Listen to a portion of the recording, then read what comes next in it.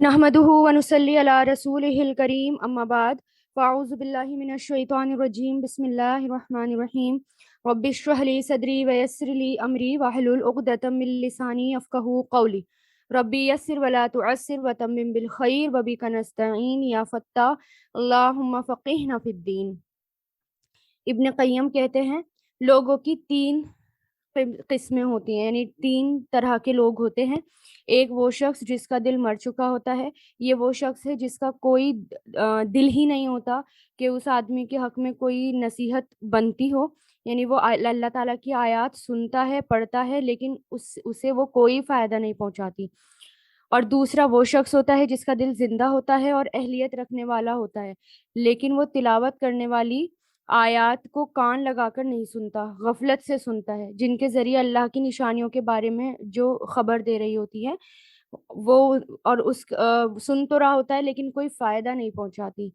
तीसरा वो आदमी होता है जिसका दिल भी ज़िंदा होता है और अहलियत भी रखता है, जिस पर आयात की जब तिलावत की जाती हैं तो वो अपना कान लगाकर सुनता है, अपने दिल को हाज़िर रखता है, और जो कुछ वो सुन रहा होता है उसके फ़हम के अलावा अपने दिल को भी कहीं और बिज़ी नहीं होने देता। उसका दिल भी हाज़िर होता है, कान लगाए हुए होता है। इस किस्म के लोग जो उन आयात से फ़ायदा हासिल करते हैं जो तिलावत की जाती है, और कायनात की निशानियों से भी फ़ायदा हासिल करते हैं और दूसरों को भी फ़ायदा पहुँचाते हैं। तो अल्लाह ताला से दुआ है कि अल्लाह ताला हमें ज़िंदा दिल वाला बनाए, कि हम कुरान को खूब गौर से सुनें, खूब अच्छे से सुनें और इसकी आयत से फ़ायदा उठाएँ और अल्लाह की रहमत हम पर नाज़िल हो। जुज़ 11th, पारा 11, सूरह तौबा। शुरू अल्लाह के नाम से जो सब पर मेहरबान बहुत मेहरबान है। अच्छा, सूरह तौबा जब हम शुरू कर रहे होते हैं ना तिलावत करनी, तो क्योंकि कुरान जो है हमें बिस्मिल्लाह से शुरू करना चाहिए, तो हम मान लीजिए हम जैसे सूरह तौबा पर हैं और हमने अभी कुरान की तिलावत शुरू करी है, तब तो हम बिस्मिल्लाह पढ़ेंगे। लेकिन जब कंटिन्यूएशन में आती है, जैसे कि हमने कल पढ़ी थी और बीच में आ गई तिलावत करते करते, तब बिस्मिल्लाह नहीं पढ़ी जाएगी। ठीक है। या तज़िरूना इलैकुम इज़ा रजाअतुम इलैहिम। मुसलमानों, जब तुम लोग तबूक से वापस उन मुनाफिकों के पास जाओगे तो ये तुम्हारे सामने तरह तरह के बहाने बनाएंगे। अब पीछे तबूक का जिक्र गुजर चुका, जंग तबूक का, जिसमें बहुत सख्त गर्मी थी, फसलें पकी हुई थी और बहुत लंबा सफ़र था, सवारियां बहुत कम थीं, तो सबको निकलने का हुक्म दिया था अल्लाह ताला ने, तो मुनाफिकीन नहीं निकले थे। तो अल्लाह ताला पहले ही बता रहे हैं कि जब तुम जाओगे वापस तो मुनाफिक जो हैं वो तरह तरह के बहाने बनाएंगे। तो अल्लाह ने हमें तुम्हारे हालात से अच्छी तरह और वो तुम्हारे सामने तरह तरह के बहाने बनाएंगे, तो ए पैगंबर उनसे कह देना हम हरगिज तुम्हारी बात का यकीन नहीं करेंगे। अल्लाह ने हमें तुम्हारे बारे में अच्छी तरह बाखबर कर दिया, कि अल्लाह ताला ने बता दिया था रसूल अल्लाह को कि वो मुनाफिक हैं जो पीछे रह गए, तो जो भी बहाना बनाए मत मानना। और आइंदा अल्लाह भी तुम्हारा तर्ज अमल देखेगा और उसका रसूल भी, फिर तुम्हें लौटा कर उसकी ज़ात के सामने पेश किया जाएगा जिसको छुपी हुई और खुली हुई तमाम बातों का पूरा पूरा इल्म है। फिर वो तुम्हें बताएगा कि तुम क्या कर रहे होते हो। और जब तुम उनके पास वापस जाओगे तो ये लोग तुम्हारे सामने अल्लाह की कस्में खाएंगे ताकि तुम उनसे दरगुजर करो, इग्नोर करो, लिहाजा तुम भी इनसे दरगुजर कर लेना। यकीन जानो कि ये सरापा गंदगी है। किसको गंदगी कहा गया? यानी मुनाफिक जब हम जैसे होते हैं ना, कुछ लोग ऐसे होते हैं जब हमें ज़रूरत होती है और कहा जाता है कि चलो दीन के काम करने हैं और साथ चलो, उस वक्त साथ में नहीं जाते। अब जब वापस हम कामयाब होकर आ रहे होते हैं, वापस आ रहे होते हैं, तो तरह तरह के बहाने बनाते हैं। तो क्या करो, उस वक्त उनसे लड़ो मत, बहस मत करो, बल्कि उनको इग्नोर कर दो। क्यों? क्योंकि वो गंदगी है। यहाँ पर मुनाफ़क़त के बारे में बताया जा रहा है कि मुनाफ़क़त अच्छी बात नहीं है, मुनाफ़क़त गंदगी है। और जो कमाई भी ये कर रहे हैं उसकी वजह से उनका ठिकाना जहन्नम है। तो हम बहाने जो होते हैं इंसान के कोई फ़ायदा नहीं देता। हम बहाने तो बना लेते हैं लेकिन हम अल्लाह ताला के सामने बहाना नहीं बना सकते। तो अल्लाह और उसका रसूल तुम्हारे अमाल देखेंगे। यहाँ पर क्या बात की गई है? अल्लाह और उसके रसूल, यानी दुनिया जो है वो अ, अमल की सदाकत की मीज़ान, यानी हमें अमल करना होता है दुनिया में।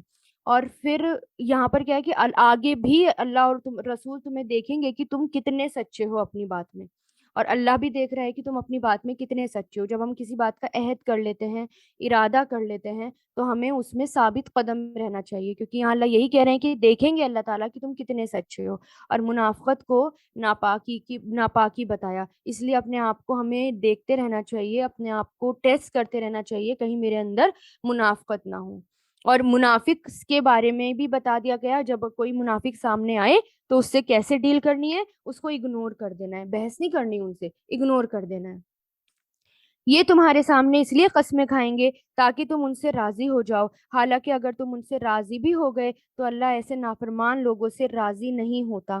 جو دیہاتی منافقت ہیں، جو دیہاتی منافق ہیں، یعنی جو دور ایریا سے آئے ہیں، گاؤں کی طرف سے آئے ہیں، وہ کفر اور منافقت میں زیادہ سخت ہیں، اور دوسروں سے زیادہ اسی لائق ہیں کہ اس دین کے احکام سے ناواقف رہیں، یعنی پتہ ہی نہیں دین اور جو اللہ نے اپنے رسول پر نازل کیا۔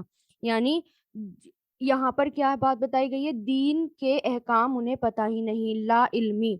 جو دیہات سے لوگ تھے، جو دیہات کی طرف سے آئے ہوئے تھے، ایک تو ان کو دین کے بارے میں پتہ ہی نہیں تھا، اور پھر منافقت میں وہ زیادہ سخت تھے۔ دیہاتی اکھڑ ہوتے ہیں نا، تھوڑا رف اینڈ ٹف والے ہوتے ہیں، تو زیادہ منافقت تھی، جو منافق لوگ تھے۔ اور یہاں پر علم کی کمی کیوں ہے، وہ ان کے اندر منافقت علم کی کمی کی وجہ سے۔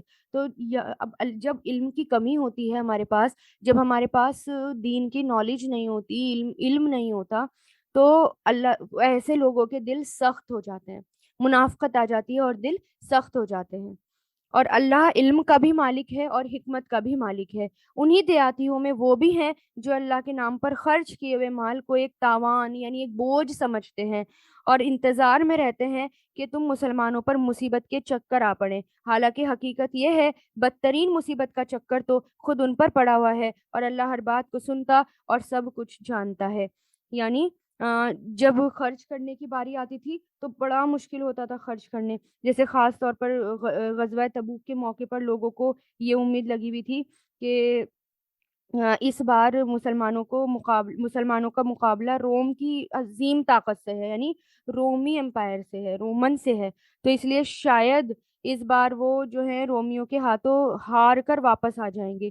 تو اور اس لیے وہ جو ہے خرچ کرنے میں کنجوسی دکھا رہے تھے، مسلمانوں کو پیسہ دے نہیں رہے تھے، یعنی اللہ تعالیٰ کہتے ہیں نا چندہ دو، تو وہ کنجوسی کر رہے تھے کہ کیا شاید مسلمانوں پر جو ہے، مسلمان تو جیتیں گے ہی نہیں، تو اس لیے وہ اپنے ہاتھ تنگ رکھتے تھے۔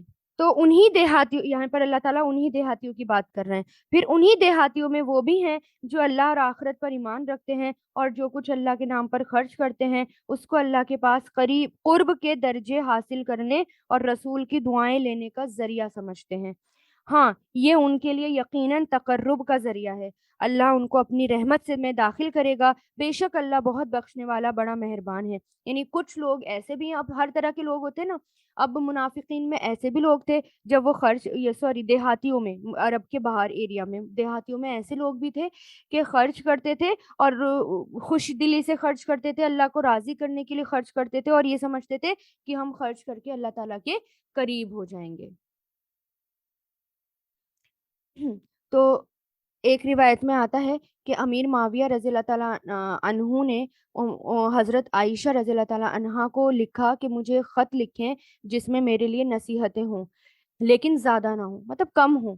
تو حضرت عائشہ نے امیر معاویہ کو لکھا، السلام علیکم، اما بعد، میں نے رسول اللہ کو فرماتے ہوئے سنا، جو شخص اللہ کی رضا لوگوں کو ناراض کر کے تلاش کرے گا تو لوگوں سے پہنچنے والی تکلیف کے سلسلے میں اللہ اس کے لیے کافی ہو جائے گا۔ یعنی اگر ہم اللہ کو راضی کرنا چاہ رہے ہیں، اللہ کا تقرب حاصل کرنا چاہ رہے ہیں، اللہ کے قریب جانا چاہ رہے ہیں، اور اس میں لوگ ناراض ہو رہے ہیں، ہے نا، ہمارے گھر والے یا ہمارے لوگ، ہمارے ساتھی یا جو بھی ہے ہمیں تانا دے رہے ہیں، ناراض ہو رہے ہیں، تو جو اللہ تعالیٰ کافی ہو جائے گا ہمارے لیے، یعنی اللہ پھر ہماری مدد کے لیے اللہ ہماری مدد خاص طور سے کریں گے۔ اور مہاجرین اور انصار میں وہ لوگ بھی پہلے ایمان لائے جنہوں نے نیکی کے ساتھ ان کی پیروی کی، اور اللہ ان سب سے راضی ہو گیا اور وہ اس سے راضی ہو گئے، اور اللہ نے ان کے لیے ایسے باغات تیار کر رکھے ہیں جن کے نیچے نہریں بہتی ہیں، جس میں وہ ہمیشہ ہمیشہ رہیں گے، یہی بڑی زبردست کامیابی ہے۔ یعنی مہاجرین، انصار اور والذین والذین اتبعوہم بإحسان، جنہوں نے احسان کے ساتھ ان کی پیروی کی. یہ تابعین کے بارے میں آتا ہے، جو صحابہ کے بعد آئے نا تابعین، ان کے بارے میں. وہ جو ہیں ان کے پاس خالص دین پہنچا اور وہ بالکل تقوی والے تھے. ایسے لوگوں کی اللہ تعالیٰ تعریف کر رہے ہیں. اچھا یہاں ان ایسے لوگوں کے لیے اللہ تعالیٰ بتا رہے ہیں کہ جنت ہے، باغات ہیں. اچھا یہاں پر عربی ٹیکسٹ میں لکھا ہے کہ جناتن تجری تحتہل انہارو. ہر جگہ ہم کیا پڑھتے ہیں؟ تحتہل انہارو. تو یہاں پر میں اس لیے پوائنٹ آؤٹ کرا رہی ہوں، اس کو نشان لگا لیں، کیونکہ جب ہم تلاوت کرنے بیٹھتے ہیں نا تو ہم اس کو بھی تحتہل انہارو کہتے ہوئے چلے جاتے ہیں، معنی بدل جاتے ہیں، گرامیٹیکلی معنی بدل جاتے ہیں. تو اس کو کیا ہے کہ اسٹار لگا لیں، نشان لگا لیں کہ نہیں مجھے یہاں پر دیکھ کر پڑھنا ہے، تحتہل انہارو پڑھنا ہے. ٹھیک ہے، کیونکہ غلطی کر جاتے ہیں لوگ اس میں.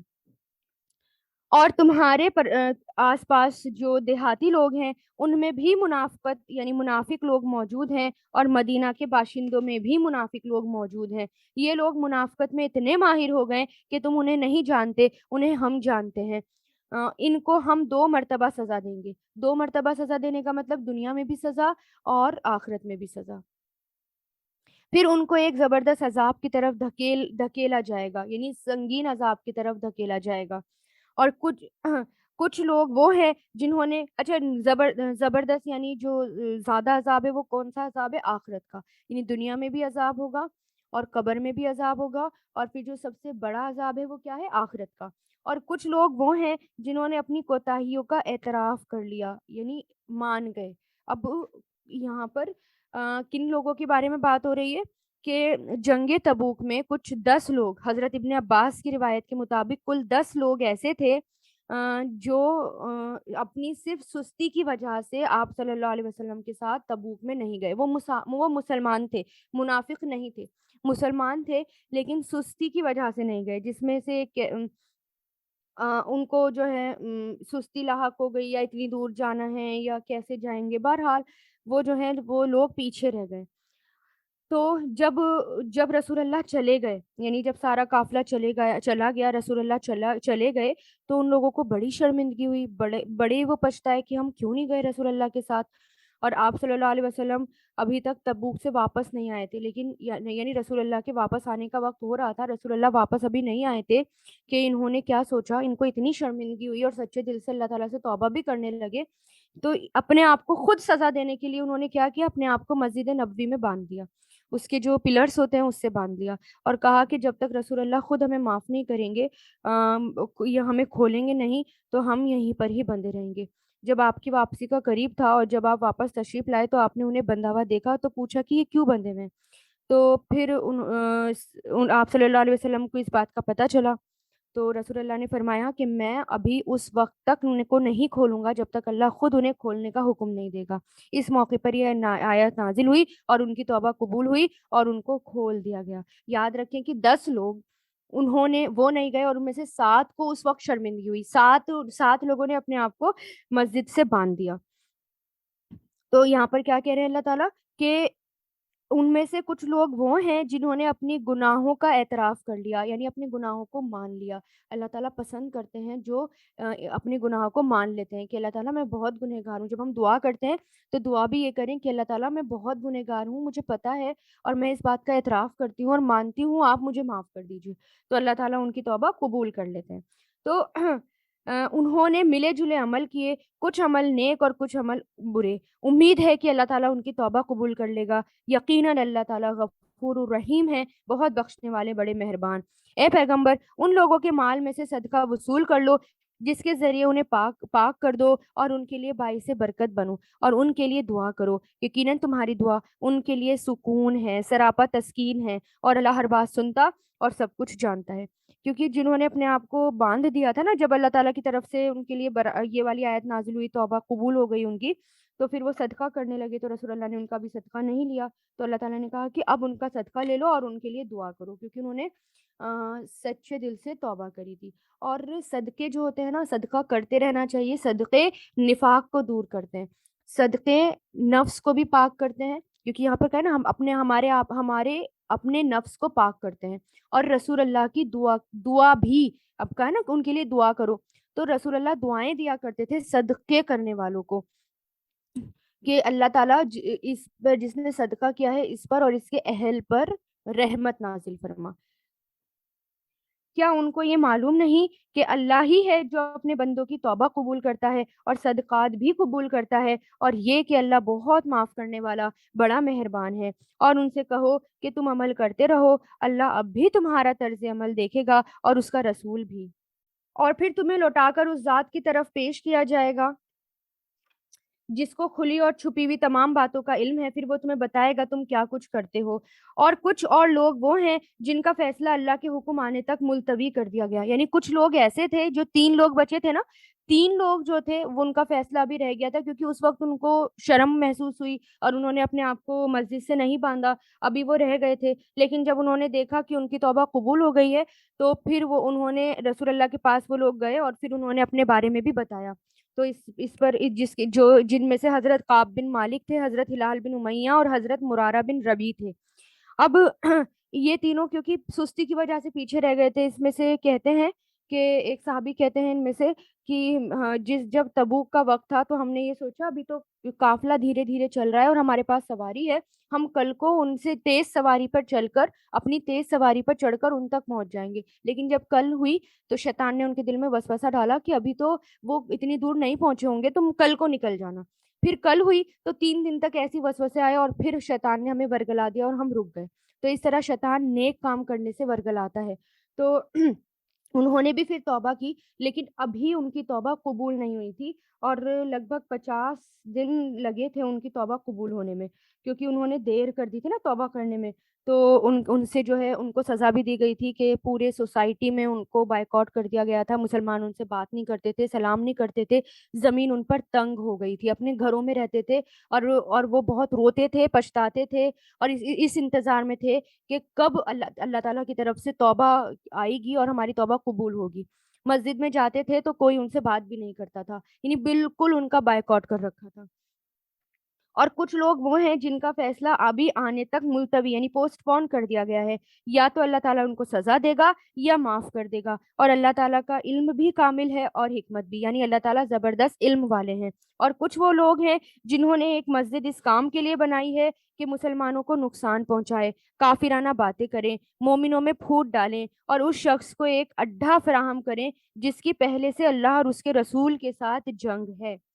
اب یہاں پر ایک مسجد کی بات ہے جو کہ جیسے کہ آپ کو پتہ ہے ایک یہاں پر اشارہ ہے ابو عامر راہب کی طرف۔ وہ بہت بڑا عبادت گزار شخص تھا، بہت بڑا عبادت گزار شخص تھا، لیکن جب آپ یعنی اللہ تعالیٰ کی بہت عبادت کرتا تھا، لیکن عیسائی تھا۔ لیکن جب رسول اللہ آئے تو اس نے رسول اللہ کو نبی ماننے سے انکار کر دیا تھا، اور رسول اللہ پر ایمان لانے سے منع کر دیا تھا، اور پھر منافق بن گیا تھا۔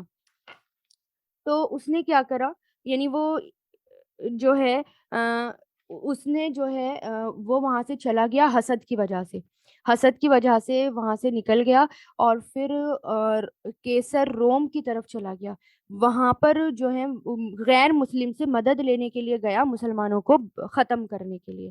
تو اس کے لیے اس نے منافقین سے کہا کہ میں جو ہے لوگوں کو اکٹھا کرنے جا رہا ہوں مسلمانوں کے خلاف دشمنی، مسلمانوں کے خلاف کہ وہ جنگ کی تیاری کریں، اتنے تم اندر ہی کوئی اندر ایسا ہونا چاہیے نا جو مدد کرے، تو تم کیا کرو، ایک مسجد بناؤ، ایک مدینہ سے دور کے علاقے میں مسجد بناؤ، اور وہ مسجد نہیں ہوگی لیکن وہ ہمارا اڈا ہوگی، وہاں بیٹھ کر ہم پلاننگ کریں گے، رسول اللہ کے خلاف پلاننگ کریں گے۔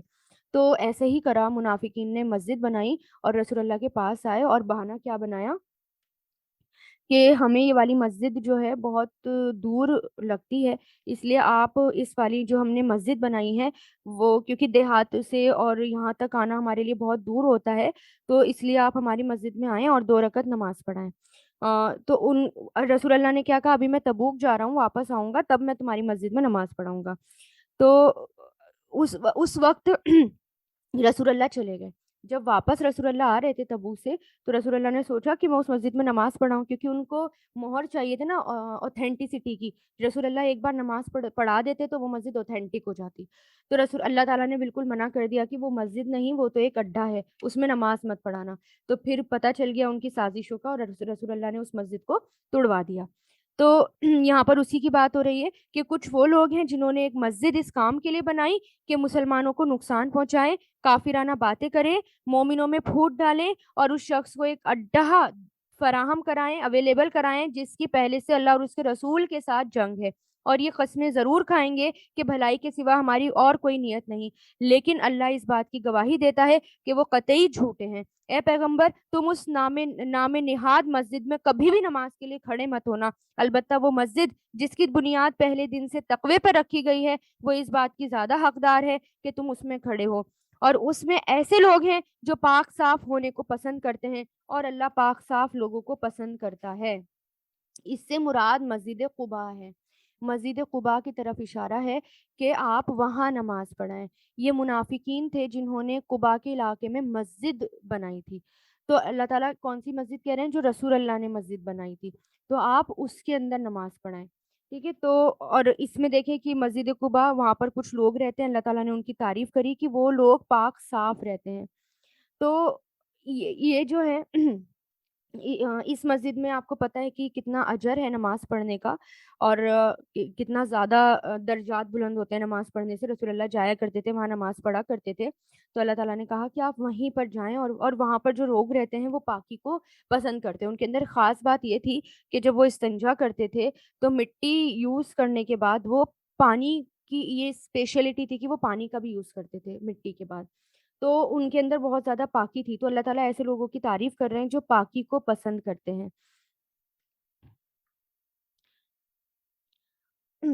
اور بھلا کیا وہ اس شخص سے بہتر ہے جس نے اپنی عمارت کی بنیاد اللہ کے خوف اور اس کی خوشنودی پر اٹھائی ہو، یا وہ شخص جس نے اپنی عمارت کی بنیاد ایک ڈھانگ کے کسی گرتے ہوئے کنارے پر رکھی ہو، پھر وہ اسے لے کر جہنم کی آگ میں جا گرے، اور اللہ ایسے ظالم لوگوں کو ہدایت تک نہیں پہنچاتا۔ یعنی جو ایسی عمارت بناتا ہے جو کہ فتنے کے لیے ہوتی ہے، تو یاد رکھیں جو برا عمل بد نیتی سے کوئی نیک کام کرنے کی کوشش کرتے ہیں، دکھاوا کرتے ہیں بد نیتی سے، تو وہ اسی میں جا کر گرتے ہیں، یعنی وہ ان پر الٹا پڑ جاتا ہے جیسے ان لوگوں پر پڑا۔ جو عمارت ان لوگوں نے بنائی تھی وہ ان کے دلوں میں اس وقت تک برابر شک پیدا کرتی رہے گی جب تک ان کے دل ہی ٹکڑے ٹکڑے نہیں ہو جاتے، اور اللہ تعالیٰ علم والے اور حکمت والے ہیں۔ واقعہ یہ ہے کہ اللہ نے مومنوں کو اس کی جانیں اور ان کے مال اس بات کے بدلے خرید لیے ہیں کہ جنت انہی کی ہے، اور اللہ کے راستے میں جنگ کرتے ہیں جس کے نتیجے میں مارتے بھی ہیں اور مرتے بھی ہیں۔ یہ ایک سچا وعدہ ہے جس کی ذمہ داری اللہ نے تورات اور انجیل میں بھی لی ہے اور قرآن میں بھی لی ہے، اور کون ہے جو اللہ سے زیادہ اپنے عہد کو پورا کرنے والا ہے؟ لہٰذا اپنے اس سودے پر خوشی بناؤ جو تم نے اللہ سے کیا ہے، یہ بڑی زبردست کامیابی ہے۔ کون سا سودا؟ کون سا؟ جو اللہ تعالیٰ سے لیا ہے، یعنی مومن اگر اپنی جانیں، اپنی مال، اپنے اسکلز، اپنی صلاحیتیں اللہ تعالیٰ کے کاموں میں لگائیں گے تو اس کے بدلے میں ان کو کیا ملے گی؟ جنت ملے گی۔ تو یہ کیا ہے؟ یہ ایک سودا ہے، ٹھیک ہے۔ تو رسول اللہ کے ذریعے جو ہم تک پہنچا ہے، تو یہاں پر کیا کہا جا رہا ہے؟ تم کام کرو، نیک عمل کرو، اس کے بدلے میں تمہیں جنت ملے گی۔ رسول اللہ صلی اللہ علیہ وسلم نے فرمایا، خبردار، سن لو، اللہ کا سودا بڑا مہنگا ہے، سن لو، بے شک اللہ کا سودا جنت ہے، تم سے مال اور جان لیتا ہے اور بدلے میں تمہیں جنت دیتا ہے۔ جنہوں نے یہ کامیابی کا سودا کیا ہے وہ کون لوگ ہیں؟ اب بتایا گیا ہے کہ ایسے سودا کرنے والے کون سے لوگ ہوتے ہیں جو ایسی بزنس کرتے ہیں، ایسی تجارت کرتے ہیں اللہ تعالیٰ کے ساتھ۔ توبہ کرنے والے، التائبون، اللہ کی بندگی کرنے والے، اس کی حمد کرنے والے، روزے رکھنے والے، رکوع میں جھکنے والے، سجدہ گزارنے والے، نیکی کا حکم دینے والے، برائی سے روکنے والے، اور اللہ کی قائم کی ہوئی حدوں کی حفاظت کرنے والے۔ اے پیغمبر، ایسے مومنوں کو خوشخبری دے دو۔ تو یہاں پر ہم دیکھ رہے ہیں نا، ہم نے پہلے بھی دیکھا کہ جو کامیاب ہونے والے لوگ ہیں ان کی ایک اسپیشلٹی یہ بھی تھی کہ وہ نیکی کا حکم اور برائی سے روکتے ہیں، یعنی دین کی دعوت کا کام کرتے ہیں۔ یہ بات نہ تو نبی کو زیب دیتی ہے، یعنی نبی کے شان ہے، نہ دوسرے مومنوں کے کہ وہ مشرکین کے لیے مغفرت کی دعا کریں، چاہے وہ رشتہ دار ہی کیوں نہ ہوں، جب کہ ان پر بات پوری طرح واضح ہو گئی کہ وہ دوزخی لوگ ہیں۔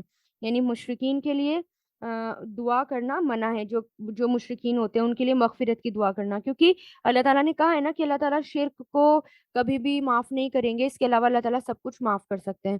تو جب پتہ ہے کہ کوئی ایک مشرک ہے تو پھر اس کے لیے مغفرت کی دعا کو منع کر دیا گیا۔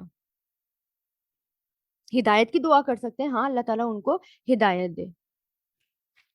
اور ابراہیم علیہ السلام نے اپنے باپ کے لیے جو مغفرت کی دعا مانگی تھی، اس کی وجہ اس کے سوا کچھ نہیں تھی کہ انہوں نے اس باپ سے ایک وعدہ کر لیا تھا۔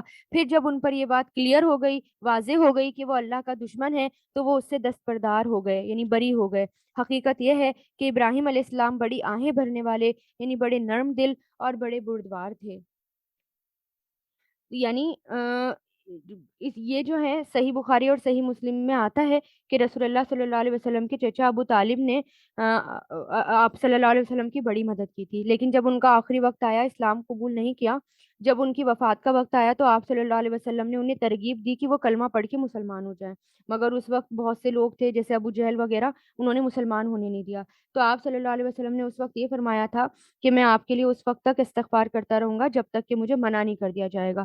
تو یہاں پر اللہ تعالیٰ نے پھر مشرکین کے لیے استغفار کرنے کو منع کر دیا۔ اسی طرح مسلمانوں میں بہت سے لوگ ایسے تھے جو اپنے مشرک باپ کے لیے یا مشرک بھائی بہنوں کے لیے دعا کرتے تھے اور کہتے تھے ابراہیم علیہ السلام نے بھی تو کی تھی، تو اس لیے اللہ تعالیٰ یہاں بتا رہے ابراہیم علیہ السلام نے جب تک کی تھی جب تک ان کو پتہ نہیں تھا، لیکن جب پتہ چل گیا اللہ تعالیٰ نے منع کر دیا تو پھر وہ رک گئے۔ اور اللہ ایسا نہیں کہ کسی قوم کو ہدایت دینے کے بعد گمراہ کر دے جب تک اس نے ان کو یہ کلیئر واضح نہ کر دیا ہو کہ انہیں کن باتوں سے بچنا ہے۔ یقین رکھو اللہ ہر چیز کو خوب جاننے والا ہے۔ یقیناً اللہ ہی ہے جس کے قبضے میں سارے آسمان اور زمین کی سلطنت ہے، وہ زندگی بھی دیتا ہے، موت بھی دیتا ہے، اور اللہ کے سوا کوئی تمہارا نہ تو رکھوالا ہے اور نہ ہی مددگار ہے۔ حقیقت یہ ہے اللہ نے رحمت کی نظر فرمائی ہے نبی پر اور ان مہاجرین پر اور انصار پر جنہوں نے ایسی مشکل کی گھڑی میں نبی کا ساتھ دیا جبکہ قریب تھا کہ ان میں سے ایک گروہ کے دل ڈگمگا جاتے، پھر اللہ نے ان کے حال پر توجہ فرمائی، یقیناً وہ ان کے لیے بہت شفیق، بہت مہربان ہے۔ تو اللہ تعالیٰ ایسے لوگوں کی تعریف کی ہے جو یا تو مہاجر بنتے ہیں یا انصار، مہاجر اور انصار۔ تو ہمیں بھی کیا کرنا ہے، یا تو ہم مہاجر بنیں یا ہم انصار بن کر مدد کریں، دین کی خدمت کریں۔ مہاجر کیسے؟ جیسے مان لیں ہم جو ہے قرآن کی کلاس اٹینڈ کرتے ہیں، سیکھتے ہیں، یہ کام کرتے ہیں، تو اس وقت کیا ہے ہم مہاجر ہوتے ہیں، ہمیں بہت قربانیاں دینی ہوتی ہے، بہت کچھ چھوڑنا ہوتا ہے۔ جب ہم سیکھ لیتے ہیں، آگے تک پہنچاتے ہیں، تو اس وقت ہم انصار ہوتے ہیں، یا دوسروں کی مدد کریں اور خود بھی آگے ہوں، اور اگر نہیں کر پا رہے تو دوسروں کی جیسے ہو سکے ویسی ہیلپ کریں۔ اور ان تینوں پر بھی اللہ نے رحمت فرمائی ہے جن کا فیصلہ ملتوی کر دیا گیا، جن کا فیصلہ پوسٹ پون کر دیا گیا تھا۔ کون لوگ تھے وہ؟ تین لوگ جن کا ذکر پہلے آ چکا ہے، جن کی ابھی توبہ قبول نہیں ہوئی تھی۔ اللہ تعالیٰ نے کہا نا کہ ابھی ان کا معاملہ پوسٹ پون کر دیا گیا ہے، ابھی بعد میں پتہ چلے گا۔ تو اب یہاں پر ان کے بارے میں مغفرت کی آیات نازل ہو گئی کہ اب اللہ تعالیٰ نے ان تینوں کو معاف کر دیا، جبکہ قریب تھا کہ ہاں اب ان تینوں پر اللہ نے رحمت نازل فرمائی جن کا فیصلہ ملتوی کر دیا گیا، یہاں تک کہ جب ان پر یہ زمین اپنی ساری وسعت کے باوجود تنگ ہو گئی تھی، ان کی سنگینیاں ان پر دربھر ہو گئی تھی، اور انہوں نے سمجھ لیا تھا اللہ کی پکڑ سے خود اسی کی پناہ میں آئے بغیر کہیں اور پناہ نہیں مل سکتی۔ یعنی زمین تنگ ہو گئی تھی، مطلب انہوں نے کہا کہ ہمیں زمین ایسی لگ رہی تھی کہ ہم باہر نہیں نکل پاتے تھے، 50 دن بعد توبہ قبول ہوئی تھی، اور باہر نکلتے تھے تو کوئی معاف نہیں، مطلب کوئی ہمیں دیکھتا بھی نہیں تھا، تو یہ کیفیت ہمارے اوپر بہت مشکل تھی، یعنی یہ وقت گزارنا بہت مشکل تھا ہمارے لیے۔ اور تو لیکن آخر کیا ہوا، آخر کار اللہ تعالیٰ نے انہیں معاف کر دیا، اور ان کو اور ان اب اللہ تعالیٰ کے یہاں پکڑ نہیں ہوگی۔ تو یاد رکھیں کہ بھلے ہی ہمیں سزا ملے، لیکن جب ہم سے کوئی غلطی ہو جائے اور سچے دل سے اللہ تعالیٰ سے معافی مانگ لیں، اپنی غلطی کا اقرار کر لیں، تو اس میں جو ہے معافی مل جاتی ہے، لیکن آخرت میں پکڑ نہیں ہوتی۔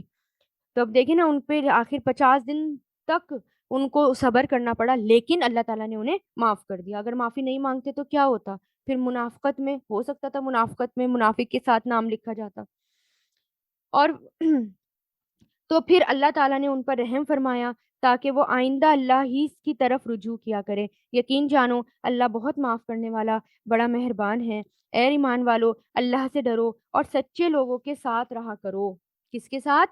سچے لوگوں کے ساتھ رہا کرو۔ تو یہاں پر صادقین کے ساتھ رہنے کے لیے کہا گیا، نیک لوگوں کے ساتھ، سچے لوگوں کے ساتھ۔ مدینہ کے باشندوں اور ان کے آس پاس کے دیہاتیوں میں رہنے والوں کے لیے یہ جائز نہیں تھا کہ وہ اللہ کے رسول کا ساتھ دینے سے پیچھے رہیں۔ نہ یہ جائز تھا کہ وہ بس اپنی جان پیاری سمجھ کر ان کی یعنی رسول اللہ صلی اللہ علیہ وسلم کی جان سے بے فکر ہو بیٹھے۔ یعنی اپنی جان سے زیادہ پرواہ کس کی کرنی ہے؟ رسول اللہ کی جان کی کرنی ہے۔ اپنے آپ سے زیادہ پرائیورٹی کس کو دینی ہے؟ رسول اللہ کو دینی ہے۔ یہ اس لیے کہ ان مہاجرین کو جب کبھی اللہ کے راستے میں پیاس لگتی ہے، یا تھکن ہوتی ہے، یا بھوک ستاتی ہے، یا وہ کوئی ایسا قدم اٹھاتے ہیں جو کافروں کو کٹھن میں ڈالیں، یا دشمنوں کے مقابلے میں کوئی کامیابی حاصل کرتے ہیں، تو ان کے اعمال نامے میں ہر ایسے کام کے وقت ایک نیک عمل ضرور لکھ دیا جاتا ہے۔ یقین جانو اللہ نیک لوگوں کے کسی بھی عمل کو بیکار جانے نہیں دیتا، ہے نا؟ تو جو بھی ہم نیت کرتے ہیں، جیسی ہم کوئی نیت کرتے ہیں، کوئی بھی نیک عمل کرتے ہیں، فوراً لکھ دیا جاتا ہے، اس کی نیکی لکھ دی جاتی ہے۔ جیسے چھوٹا سا کام کہ رسول اللہ نے فرمایا جو اپنے بستر پر آئے اور اس کی نیت یہ ہو کہ وہ رات کو اٹھ کر نماز پڑھے گا، تو تہجد یعنی، پھر اس پر نیند غالب آ جائے، یعنی نیند وہ جو ہے اٹھ نہیں پایا، نیند کا ایسا غلبہ ہوا کہ سوتے سوتے صبح ہو گئی، تو اس کی جس عمل کی یعنی تہجد کی نیت نے اسے سلایا تھا، تو اس کا ثواب بھی اسے ملے گا۔ یعنی تہجد پڑھی نہیں لیکن نیند آ گئی، لیکن نیت کر لی تو اس کا ثواب اسے مل گیا، یعنی ایسا ثواب جیسے اس نے تہجد پڑھی ہو۔ ایسا ہوتا ہے نا، بہت لوگ ہوتے ہیں تہجد پڑھتے ہیں لیکن کبھی کبھار ایسا ہو جاتا ہے سوتے کے سوتے رہ جاتے ہیں اور اٹھتے ہیں تو کہتے ہیں اللہ آج تو میری تہجد نکل گئی، مجھے تو تہجد پڑھنی تھی، نیت ہوتی ہے تو ان کو تہجد کا ثواب مل گیا ہوتا ہے۔ نیز وہ جو کچھ اللہ کے راستے میں خرچ کرتے ہیں، چاہے وہ خرچ چھوٹا ہو یا بڑا، جس وادی کو وہ پار کرتے ہیں، اس سب کو ان کے اعمال نامے میں نیکی کے طور پر لکھا جاتا ہے، تاکہ اللہ انہیں ہر ایسے عمل پر وہ اجر دے جو ان کے لیے بہترین اعمال کے لیے مقرر ہے۔ یعنی ہر وقت ان کو اجر مل رہا ہوتا ہے۔ اور مسلمانوں کے لیے بھی مناسب نہیں کہ وہ ہمیشہ سب کے سب جہاد کے لیے نکل کھڑے ہوں۔ پہلے سب کو جہاد کے لیے نکلنا ہوتا تھا نا، لیکن اب کیونکہ اب مسلمان زیادہ ہو گئے تھے، تو اب سب کے لیے لازم نہیں تھا، اب کچھ لوگ نکلے۔ لہٰذا ایسا کیوں نہ ہو کہ ان کی ایک ہر بڑی جماعت میں سے ایک گروہ جہاد کے لیے نکلا کرے، تاکہ جو لوگ جہاد میں نہ گئے ہوں وہ دین کی سمجھ بوجھ حاصل کرنے کے لیے محنت کریں، اور جب ان کی قوم کے لوگ جو جہاد میں گئے تھے ان کے پاس واپس آئیں تو یہ ان کو خبردار کرے تاکہ وہ گناہوں سے بچ کر رہیں۔ کچھ لوگ دین کے لیے نکلیں، اللہ کے راہ میں نکلیں، کچھ لوگ تعلیم کے لیے نکلیں، ایجوکیشن لیں اور تعلیم لیں، اور جو لوگ جہاد میں نکلے ہیں جب وہ واپس آئیں تو ان کو جو ہے وہ سب بتائیں۔ ٹھیک ہے؟ تو اور عالم جو ہے، دیکھیں عالم کا درجہ بہت بڑا ہوتا ہے، علم حاصل کرنا بہت بڑا کام ہوتا ہے۔ رسول اللہ صلی اللہ علیہ وسلم نے فرمایا عالم کی عابد پر اس طرح فضیلت ہے جس طرح میری تمہارے ادنا ترین آدمی پر۔ سمجھ گئے؟ یعنی عالم جو ہوتا ہے وہ ایک عابد سے بہت بڑا ہوتا ہے۔ عابد کون ہوتا ہے؟ عبادت گزار، بہت نمازیں پڑھے گا، بہت روزے رکھے گا، پورے پورے دن تلاوت کرے گا، قرآن کی تلاوت کرے گا۔ لیکن ایک عالم جو ہوتا ہے یعنی ایک علم حاصل کرنے والا، غور اور فکر کرنے والا، اس کا یہاں پر مرتبہ بتایا گیا ہے کہ وہ عابد سے زیادہ ہوتا ہے، کہ ایک آیت اگر سمجھ لی، ایک آیت پڑھ لی، ایک آیت پر غور اور فکر کر لیا، وہ کہیں زیادہ بہتر ہے ہم پورے دن نفل پڑھیں اس سے۔ تو ہم یہاں پر بیٹھے ہیں، ہم علم کی خاطر بیٹھے ہیں، تو یہ جو ہے اس کا درجہ بہت بڑا ہے۔ ہو سکتا ہے کچھ لوگ اس وقت نفل پڑھ رہے ہوں، نوافل پڑھ رہے ہوں، ہو سکتا ہے کچھ لوگ اس وقت کوئی اور عبادت کر رہے ہوں، لیکن اب اللہ تعالیٰ نے یہاں بتا دیا کس کا درجہ بڑا ہے۔ رسول اللہ نے بتایا جو عالم ہوتے ہیں، جو علم حاصل کرتے ہیں، علم کی جستجو میں لگتے ہیں، غور اور فکر کرتے ہیں، وہ عبادت بہترین عبادت ہے اور اس کے درجات بہت بلند ہیں۔ اے ایمان والو، ان کافروں سے لڑو جو تم سے قریب ہیں، اور ہونا یہ چاہیے کہ وہ تمہارے اندر سختی محسوس کریں، اور یقین رکھو اللہ متقیوں کے ساتھ ہے۔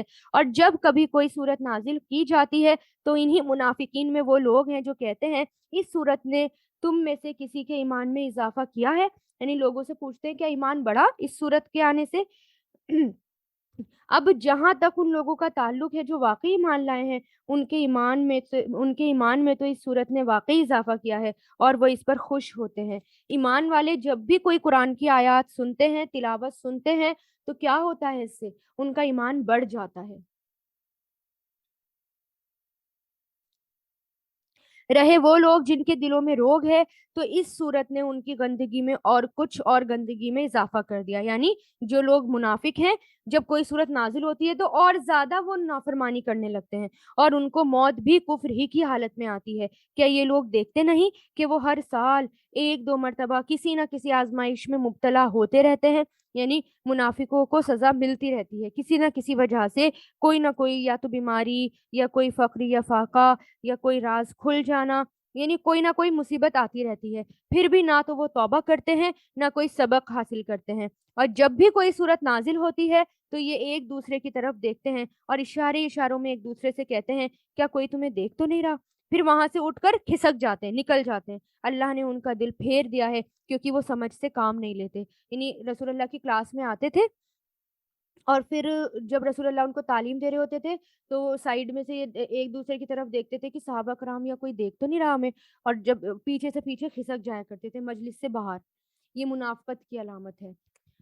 لوگوں، تمہارے پاس ایک ایسا رسول آیا ہے جو تم ہی میں سے ہے، جس کو تمہاری ہر تکلیف بہت گراں معلوم ہوتی ہے، جسے تمہاری بھلائی کی دھن لگی ہوئی ہے، جو مومنوں کے لیے انتہائی شفیق ہیں، نہایت مہربان ہیں۔ پھر بھی اگر یہ لوگ منہ موڑے تو اے رسول ان سے کہہ دو، حسبی اللہ لا الہ الا اللہ علیہ توکلت وہو رب العرش العظیم۔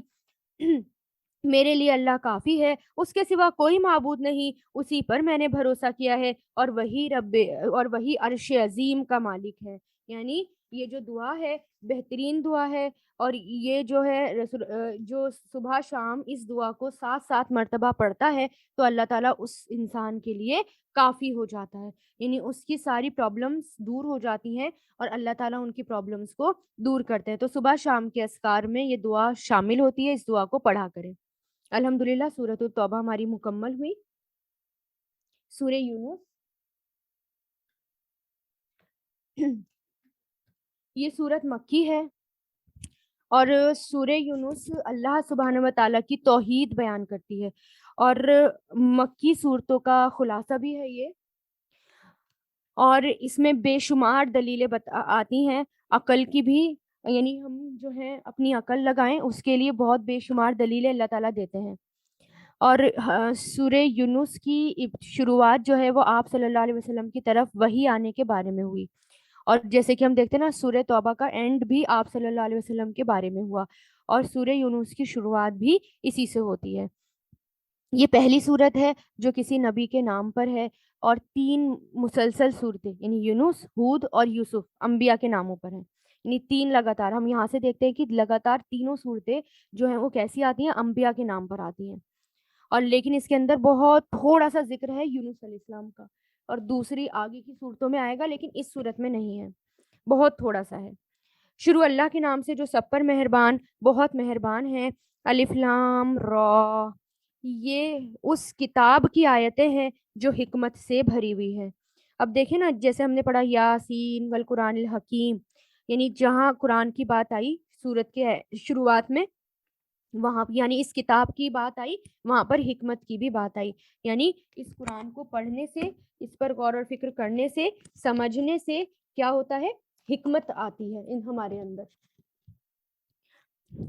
کیا لوگوں کے لیے یہ تعجب کی بات ہے کہ ہم نے خود انہی میں سے ایک شخص پر وحی نازل کی ہے کہ لوگوں کو اللہ کی خلاف ورزی سے ڈراؤ، اور جو لوگ ایمان لے آئے ہیں ان کو خوشخبری دو کہ ان کے رب کے نزدیک ان کا صحیح معنوں میں بڑا پایا ہے، یعنی ان کے رب نے ان کو صحیح معنوں میں بڑا پایا ہے۔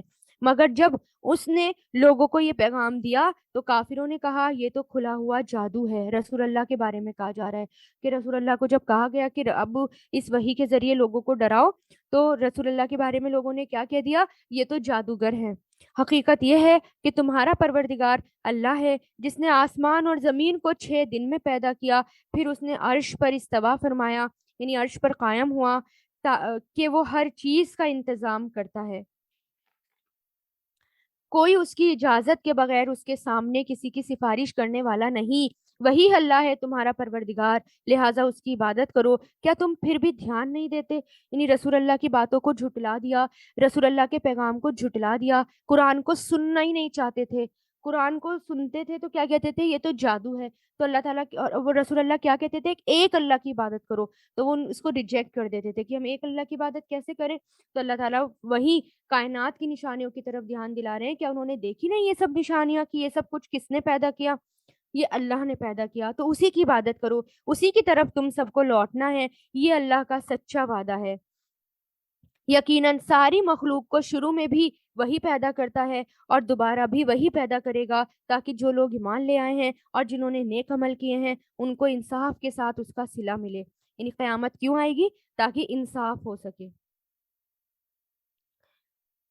اور جنہوں نے کفر اپنا لیا ہے ان کے لیے کھولتے ہوئے پانی کا مشروب ہے، یعنی بہت گرم پانی کا مشروب، کھولتا ہوا پانی، اور دکھ دینے والا عذاب، کیونکہ وہ حق کا انکار کرتے تھے۔ اور اللہ وہی ہے جس نے سورج کو روشنی بنایا اور چاند کو نور، اور اس کے سفر کے لیے منزلیں مقرر کر دی۔ ٹائم بنا دے نا، چاند کا گھٹتا بڑھتا رہتا ہے، تاکہ تم برسوں کی گنتی اور مہینوں کا حساب معلوم کر سکو۔ اور اللہ نے یہ سب کچھ بغیر کسی صحیح مقصد کے پیدا نہیں کر دیا، یعنی ہر کچھ، سب کچھ ایک مقصد کے ساتھ پیدا ہوا ہے۔ یہ وہ نشانیاں ہیں ان لوگوں کے لیے جو کھول کھول کر بیان کرتا ہے تاکہ وہ سمجھ رکھتے ہوں۔ یعنی ان سب نشانیوں پر کون دھیان دیتے ہیں؟ یہ کس کے لیے نشانیاں ہیں؟ یہ جو یعلمون ہیں، جو علم رکھتے ہیں، سمجھ رکھتے ہیں، علم والے جو ہوتے ہیں وہ ان سب نشانیوں پر غور اور فکر کرتے ہیں۔ حقیقت یہ ہے دن رات کے آگے پیچھے آنے میں اور اللہ نے آسمان اور زمین میں جو کچھ پیدا کیا ہے ان میں ان لوگوں کے لیے بڑی نشانیاں ہیں جن کے دل میں اللہ کا خوف ہو، یتقون۔ یعنی یہ سب نشانیاں غور کرتے ہیں، پہلے کیا کہا؟ علم والے۔ جب علم آ جاتا ہے تو لوگ اللہ تعالیٰ کی نشانیوں پر غور اور فکر کرنا شروع کر دیتے ہیں، پھر وہ متقی بن جاتے ہیں۔ ایسے ہی ہوتا ہے نا، جب ہمیں نہیں پتا تھا قرآن تو کیا ہم دیکھتے تھے یہ زمین اور یہ آسمان، یہ چیٹی، یہاں تک کہ یہ پیڑ پودے؟ نہیں، لیکن جب علم آیا، قرآن کا علم ہمیں ملا، ہم نے اس میں غور و فکر کرنی شروع کری، اللہ کی پہچان اور بڑھ گئی اور اللہ کے قریب ہو گئے، متقی بن گئے۔ جو لوگ ہم سے آخرت میں ملنے کی کوئی امید ہی نہیں رکھتے ہیں اور دنیاوی زندگی میں مگن ہیں اور اس پر مطمئن ہو گئے ہیں، اور جو ہماری نشانیوں سے غافل ہیں، ان کا ٹھکانہ اپنے کرتوت کی وجہ سے دوزخ ہے۔ دوسرے وہ لوگ ہیں جو ایمان لائے ہیں اور جنہوں نے نیک عمل کیے ہیں، ان کے ایمان کی وجہ سے ان کا پروردگار ان کو اس منزل تک پہنچائے گا کہ نعمتوں سے بھرے باغات ہوں گے اور ان کے نیچے نہریں بہتی ہوں گی۔ سبحان اللہ۔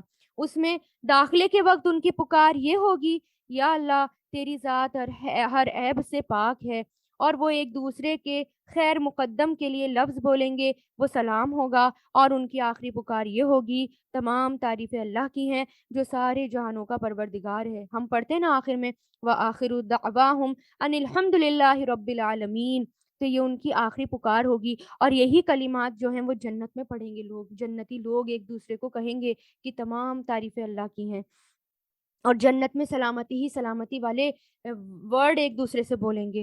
اور اگر اللہ ان کافر لوگوں کو برائی یعنی عذاب کا نشانہ بنانے میں بھی اتنی ہی جلدی کرتا جتنی جلدی وہ اچھائیاں مانگنے میں مچاتے ہیں تو ان کی مہلت تمام کر دی جاتی، لیکن ایسی جلد بازی ہماری حکمت کے خلاف ہے، لہٰذا جو لوگ ہم سے آخرت میں ملنے کی امید ہی نہیں رکھتے، ہم انہیں ان کے حال پر چھوڑ دیتے ہیں کہ وہ اپنی سرکشی میں بھٹکتے پھرتے ہیں۔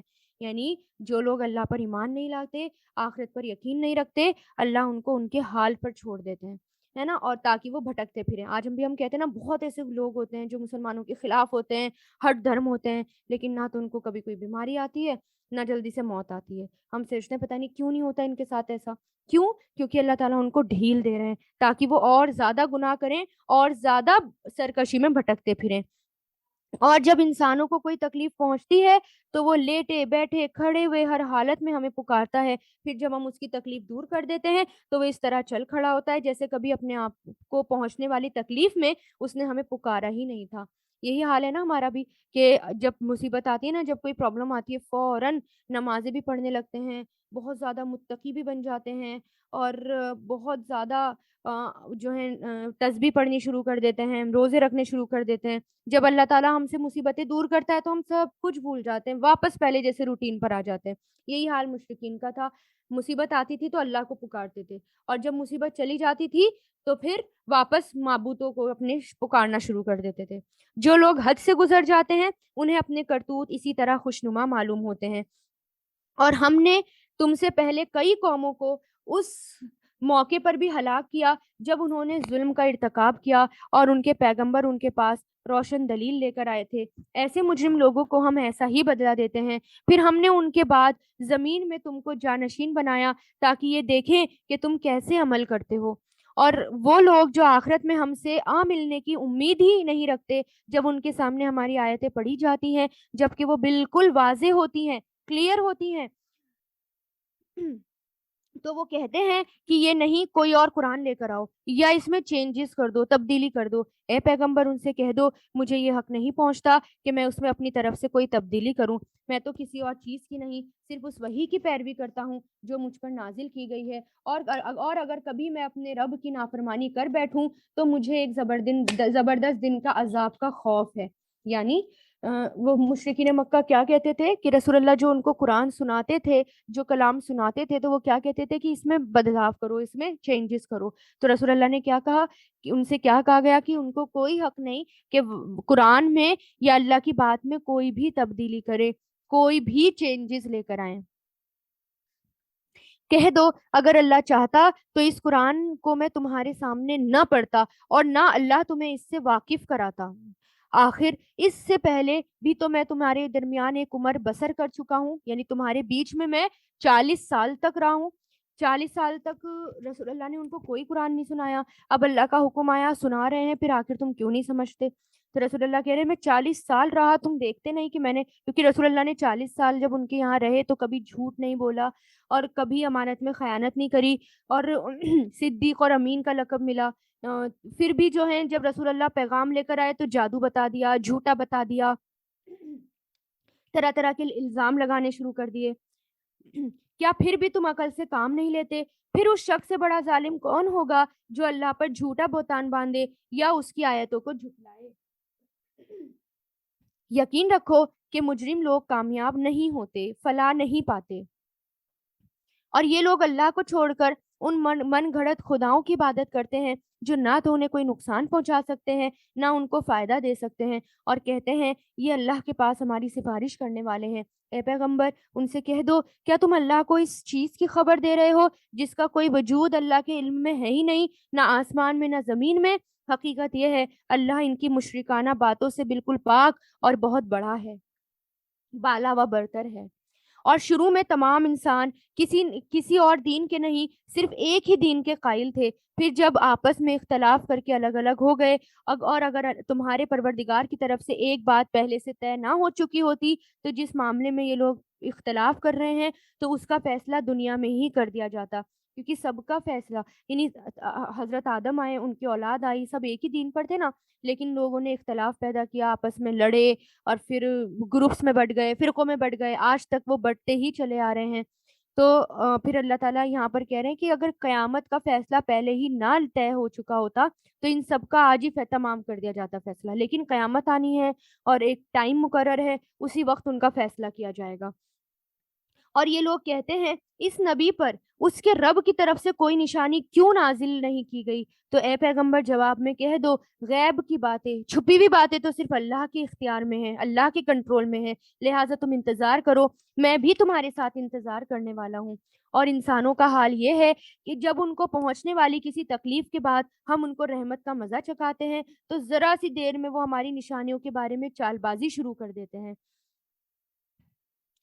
کہہ دو کہ اللہ اس سے بھی جلدی چال چل سکتا ہے، یقیناً ہمارے فرشتے تمہاری ساری چال بازی یوں لکھ رہے ہیں، اور اللہ ہی ہے جو تمہیں خشکی میں بھی اور سمندر میں بھی سفر کراتا ہے، یہاں تک کہ جب تم کشتیوں میں سوار ہوتے ہو تو یہ کشتیاں لوگوں کو لے کر خوشگوار ہوا کے ساتھ پانی پر چلتی ہیں، اور لوگ اس بات پر مگن ہوتے ہیں تو اچانک ان کے پاس ایک تیز آندھی آتی ہے اور ہر طرف سے ان پہ موجیں اٹھتی ہیں اور یہ سمجھ لیتے ہیں کہ وہ ہر طرف سے گر گئے۔ تو اس وقت وہ خلوص کے ساتھ صرف اللہ پر یقین کر کے، اعتقاد کر کے صرف اسی کو پکارتے ہیں اور کہتے ہیں یا اللہ، اگر تو نے ہمیں اس مصیبت سے نجات دے دی تو ہم ضرور بالضرور شکر گزار لوگوں میں شامل ہو جائیں گے۔ لیکن جب اللہ ان کو نجات دے دیتا ہے تو زیادہ دیر نہیں گزرتی کہ زمین میں ناحق سرکشی کرنے لگتے ہیں۔ ارے لوگو، تمہاری یہ سرکشی در حقیقت خود تمہارے اپنے خلاف پڑ چکی ہے۔ اب تو دنیاوی زندگی کے مزے اڑا لو، آخر کو ہمارے پاس ہی تمہیں لوٹ کر آنا ہے، اس وقت ہمیں تمہیں بتائیں گے کہ تم کیا کچھ کر رہے تھے۔ وہی عمل مشرکین کا، اور وہی اور ان کی چال بازیاں کیا ہیں کہ طنز کرتے تھے، دین پر طنز کرتے تھے، رسول اللہ پر طنز کرتے تھے، مسلمانوں کے خلاف سازشیں چلتے تھے۔ تو اللہ تعالیٰ ہی ہے جو ہر حال میں اپنے بندوں کی مدد کرتا ہے۔ دنیاوی زندگی کی مثال تو کچھ ایسی ہے جیسے ہم نے آسمان سے پانی برسایا، جس کی وجہ سے زمین سے اگنے والی وہ چیزیں خوب گھنی ہو گئیں جو انسان اور مویشی کھاتے ہیں، یعنی گرینری نباتات جو زمین سے اگتے ہیں۔ یہاں تک کہ جب زمین نے اپنا یہ زیور پہن لیا، کون سا زیور؟ یعنی زمین خوبصورت نظر آنے لگی، لہرانے لگی، کھیتیاں لہرانے لگی اور سنگار کر کے خوب خوشنما ہو گئی، یعنی خوب خوبصورت نظر آنے لگی، تو اس کے مالک سمجھنے لگے اب تو یہ پوری طرح ان کے قابو میں ہے۔ یعنی جب نعمت مل جاتی ہے، جیسے کہ لہرانے لگتی ہیں کھیتیاں، اور سالہ سال محنت کرنے کے بعد تو مالک جو ہے گھمنڈ میں آ جاتے ہیں اور کہتے ہیں کہ اب تو یہ ہمارے قابو میں، جیسے ہم پورے سال محنت کریں، 5 سال تک محنت کریں، محنت کر کے ڈاکٹر بنے اور آخر میں اللہ تعالیٰ کو بھلا دیں، تو کیا ہوگا اس کا انجام کیسے ہے دیکھیں۔ تو کسی دن یا رات کے وقت ہمارا حکم آ گیا کہ اس پر کوئی آفت آ جائے اور ہم نے اس کی کٹی ہوئی کھیتی کو سپاٹ زمین میں اس طرح بدل دیا جیسے کل وہ تھی ہی نہیں۔ یعنی اگر نعمت دیکھیں گے، نعمت دیکھنے کے بعد بجائے شکر ادا کرنے کے اور اللہ تعالیٰ کے کاموں میں لگانے کے اور بھول جائیں گے اللہ تعالیٰ کو، تو کیا ہو سکتا ہے کہ اللہ تعالیٰ کہہ رہے ہیں بھول گئے، ایسا بھی ہو سکتا ہے اللہ تعالیٰ اس کھیتی کو بالکل سپاٹ زمین میں بدل دے۔ اس طرح ہم نشانیوں کو لوگوں کے لیے کھول کھول کر بیان کرتے ہیں تاکہ جو لوگ غور و فکر سے کام لیں، اور اللہ لوگوں کو سلامتی کے گھر کی طرف دعوت دیتا ہے، یعنی جنت کی طرف، سلامتی کا گھر یعنی اسلام کی طرف، اور جن کو چاہتا ہے سیدھے راستے تک پہنچاتا ہے، اور جن لوگوں نے بہتر کام کیے ہیں، بہترین حالات انہی کے لیے ہیں، اور ان سے بڑھ کر کچھ اور بھی ہے، اور ان کے چہروں پر نہ تو کبھی سیاہی چھائے گی نہ ذلت یعنی بے عزتی، وہ جنت کے باسی ہیں اور وہ اس میں ہمیشہ ہمیشہ رہیں گے۔ رہے وہ لوگ جنہوں نے برائیاں کمائی ہیں تو ان کی برائی کا بدلہ اس جیسا ہی ہوگا اور ان پر ذلت چھائی ہوگی، اللہ کے عذاب سے انہیں کوئی بچانے والا نہیں، ایسا لگے گا جیسے ان کے چہروں پر اندھیری رات ہوں۔ وہ دوزخ کے باسی ہیں، وہ اس میں ہمیشہ ہمیشہ رہیں گے۔ اور یاد رکھو وہ دن جب ہم ان سب کو اکٹھا کریں گے، پھر جن لوگوں نے شرک کیا تھا ان سے کہیں گے ذرا اپنی جگہ ٹھہرو، تم بھی اور وہ بھی جن کو تم اللہ کا شریک مانا کرتے تھے۔ پھر ان کے درمیان عابد اور معبود کا جو رشتہ تھا ہم ختم کر دیں گے، اور ان کے وہ شریک جنہیں اور ان کے وہ شریک کہیں گے کہ تم ہماری عبادت تو نہیں کرتے تھے۔ یعنی قیامت کے دن جب اللہ تعالیٰ سب کو کھڑا کرے گا، جو لوگ غیر اللہ کی عبادت کرتے تھے اس کو بھی، جن کی عبادت کی جاتی تھی ان کو بھی، سب کو اللہ تعالیٰ کھڑا کریں گے قیامت کے دن، یعنی عابد اور معبود۔ اور پھر جو معبود ہیں وہ کہیں گے ہمیں تو نہیں پتا تم ہماری عبادت کرتے تھے، ہمیں تو کچھ پتا ہی نہیں، ہمارے اور تمہارے درمیان اللہ گواہ بننے کے لیے کافی ہے کہ ہم تمہاری عبادت سے بالکل بے خبر تھے۔ اور بے خبر ہیں بھی نا وہ جو بت ہیں، ان کے کیا کان ہیں، آنکھیں ہیں، انہیں پتہ ہے لوگ ان کے سامنے کیا کر رہے ہیں، ایک پتھر ہی تو ہے، ایک مٹی ہی تو ہے، کچھ نہیں پتا انہیں، پھر بھی لوگ عبادت کرتے جا رہے ہیں۔ اسی طرح قبر میں جو لیٹے ہوئے شخص ہیں، اگر ان کے اوپر چادر چڑھائی جائیں گی، ان کے سامنے سجدے کیے جائیں گے، ان سے دعائیں مانگی جائیں گی، تو کیا اس کو سمجھ میں آ رہا ہے جو اندر ہے کہ مجھ سے لوگ میرے پاس اکٹھے ہیں اور مجھ سے دعائیں مانگ رہے ہیں؟ نہیں، اس وقت کیا ہوگا قیامت کے دن؟ سب ریجیکٹ کر دیں گے، سب منع کر دیں گے، ہمیں نہیں پتا یہ ہماری عبادت کرتے تھے۔ ہر شخص نے ماضی میں یعنی پاسٹ میں جو کچھ کیا ہوگا اس موقع پر وہ خود اس کو پرکھ لے گا، یعنی قیامت کے دن سب کو سمجھ میں آ جائے گا جو پاسٹ میں وہ کیا کرتے تھے، اور سب کو ان کے مالک حقیقی کی طرف یعنی اللہ کی طرف لوٹایا جائے گا، اور جو جھوٹ انہوں نے تراش رکھے تھے ان کا کوئی اور سراغ انہیں نہیں ملے گا، یعنی کوئی معبود انہیں نہیں ملیں گے۔ اے پیغمبر ان مشرکوں سے کہہ دو، کون ہے جو تمہیں آسمان اور زمین سے رزق پہنچاتا ہے؟ یا بھلا کون ہے جو سننے اور دیکھنے کی طاقتوں کا مالک ہے؟ کون ہے جو جاندار کو بے جان سے اور بے جان کو جاندار سے باہر نکالتا ہے؟ کون ہے جو ہر کام کا انتظام کرتا ہے؟ وائے واہ!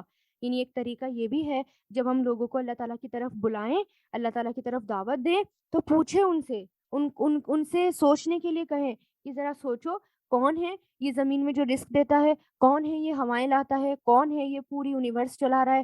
اس طرح ان سے وائوا لیں ایک طرح سے، تاکہ اللہ تعالیٰ کی طرف آنا شروع ہوں۔ تو یہ ایک طریقہ ہے جو اللہ تعالیٰ سکھا رہے ہیں۔ تو یہ لوگ کہیں گے اللہ، تو تم بھی ان سے کہو کیا پھر بھی تم اللہ سے ڈرتے نہیں؟ پھر تو لوگو وہی اللہ ہے جو تمہارا مالک برحق ہے، سچ ہے۔ پھر حق واضح ہو جانے کے بعد، سچ سامنے آ جانے کے بعد گمراہی کے سوا اور کیا باقی رہ گیا؟ اس کے باوجود تمہیں کوئی کہاں الٹا لیے جا رہا ہے؟ اسی طرح جن لوگوں نے نافرمانی اپنا لی ہوگی ان کے بارے میں اللہ کی یہ بات سچی ہو گئی کہ وہ ایمان نہیں لائیں گے، یعنی جو نافرمان ہیں، جن کے دلوں پر مہر لگی ہوئی ہے، وہ ایمان نہیں لائیں گے۔ کہو جن کو تم اللہ کے ساتھ شریک مانتے ہو، کیا ان میں کوئی ایسا ہے جو مخلوقات کو پہلی بار پیدا کرے پھر ان کی موت کے بعد انہیں دوبارہ زندہ کرے؟ کہو اللہ ہے جو مخلوق کو پہلی بار پیدا کرتا ہے پھر ان کی موت کے بعد انہیں دوبارہ پھر پیدا کرے گا۔ پھر آخر کوئی تمہیں کہاں اوندھے منہ لیے جا رہا ہے؟ یعنی کون ہے جو تمہیں بہکا دیتا ہے؟ کیوں بہک جاتے ہو؟ کیوں لوگوں کی باتوں میں آ جاتے ہو؟ کیوں عقل نہیں لگاتے؟ کیوں قرآن کو نہیں سمجھتے، پڑھتے، غور اور فکر نہیں کرتے؟ کہہ دو جن کو تم اللہ کے ساتھ شریک مانتے ہو، کیا ان میں کوئی ایسا ہے جو تمہیں حق کا راستہ دکھائے؟ کہو اللہ حق کا راستہ دکھاتا ہے۔ اب بتاؤ، جو حق کا راستہ دکھاتا ہو کیا وہ اس بات کا زیادہ حقدار ہے کہ اس کی بات مانی جائے، یا وہ زیادہ حقدار ہے جس کو خود اس وقت تک راستہ نہ سوجے جب تک کوئی دوسرا اس کی رہنمائی نہ کرے؟ یعنی جو راستہ دکھا رہا ہے وہ زیادہ صحیح ہے کہ اس کی پیروی کی جائے، یا اس کی پیروی جس کو خود بھی راستہ نہیں پتا، خود بھی بھٹکا ہوا ہے، خود بھی راستہ نہیں پتا اور پتہ ہی نہیں کہاں جانا ہے؟ تو اللہ تعالیٰ کہہ رہے ہیں کہ دونوں میں سے کون بہتر ہے، ان سے پوچھو۔ بھلا تمہیں کیا ہو گیا؟ تم کس طرح کی باتیں کرتے ہو؟ اور حقیقت یہ ہے ان مشرکین میں اکثر لوگ کسی اور چیز کے نہیں، صرف وہمی اندازوں کے پیچھے چلتے ہیں، وہمی اندازے، اپنی اپنی اپنے وہم لگاتے ہیں، اپنے لاجک لگاتے ہیں، آئی تھنک یہ ہونا چاہیے، آئی تھنک وہ ہونا چاہیے، اور جو ہیں اپنی تھیوری لے کر آتے ہیں، مین میڈ تھیوری لے کر آتے ہیں، سائنٹیفکلی کوئی چیز پروو ہو جائے تو اس کو مان لیں گے ورنہ نہیں مانیں گے۔ تو اللہ تعالیٰ کیا کہہ رہے ہیں، یہ لوگ صرف اپنے وہم کے پیچھے چلتے ہیں، اور یہ یقینی بات ہے کہ حق کے معاملے میں وہمی اندازے کچھ بھی کام نہیں آ سکتے۔ یقین جانو جو کچھ یہ لوگ کر رہے ہیں اللہ اس کا پورا پورا علم رکھتا ہے، اور یہ قرآن ایسا نہیں کہ اسے کسی نے اپنی طرف سے گھڑ لیا ہو، اللہ نے اس کو یا اللہ نے نہ نازل کیا ہو، بلکہ یہ وہی ان باتوں کی تصدیق کرتی ہے جو اس سے پہلے آ چکی ہے، یعنی بلکہ یہ قرآن ایسا ہے جو پہلی کتابوں کی بھی تصدیق کرتا ہے، اور اللہ نے جو باتیں لوح محفوظ میں لکھ رکھی ہے ان کی بھی تفصیل بیان کرتا ہے۔ اس میں ذرا بھی شک کی گنجائش نہیں، یعنی یہ اللہ ہی کی طرف سے ہے، یہ اس ذات کی طرف سے ہے جو تمام جہانوں کی پرورش کرتی ہے، یعنی رب العالمین کی طرف سے ہے یہ۔ کیا پھر بھی یہ لوگ کہتے ہیں کہ پیغمبر نے اسے اپنی طرف سے گڑھ لیا؟ کہو پھر تو تم بھی اس جیسی ایک کوئی صورت لے کر آؤ، اور اس کام میں مدد لینے کے لیے اللہ کے سوا جس کو بلا سکتے ہو بلا لو اگر تم سچے ہو۔ یعنی پھر سے ان کو چیلنج دیا گیا، اگر یہ قرآن اللہ کی طرف سے نہیں ہے تو ٹھیک ہے، تم بھی ایک قرآن لے کر آؤ، ایسا ہی ایک قرآن لے آؤ، اور جس کو اپنے ساتھ مدد کے لیے، ہیلپ کے لیے بلا سکتے ہو تو بلا لو۔ بات دراصل یہ ہے جس چیز کا احاطہ یہ اپنے علم سے نہیں کر سکتے اسے انہوں نے جھوٹ قرار دیا، یعنی جو بات انہیں سمجھ میں نہیں آتی وہ ان کو لگتا ہے کہ یہ جھوٹ ہے، اور ابھی اس کا انجام بھی ان کے سامنے نہیں آیا۔ یعنی ایسا ہوتا ہے نا، ابھی جب لوگ کہتے ہیں کہ ہاں سائنٹیفکلی پروو ہو جائے گا تو ہم بات مانیں گے، ادروائز نہیں مانیں گے جب تک علم کا احاطہ نہیں کر لیتے، یعنی سائنٹیفکلی پروو ہو گیا تو ہم مانیں گے، ادروائز ہم نہیں مانیں گے۔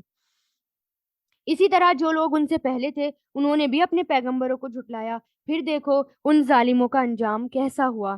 ان میں سے کچھ ایسے ہیں جو اس قرآن پر ایمان لے آئیں گے، اور کچھ وہ ہیں جو اس پر ایمان نہیں لائیں گے، اور تمہارا پروردگار فساد پھیلانے والوں کو خوب جانتا ہے۔ اور اے پیغمبر، اگر یہ تمہیں جھٹلائیں تو ان سے کہہ دو میرا عمل میرے لیے اور تمہارا عمل تمہارے لیے۔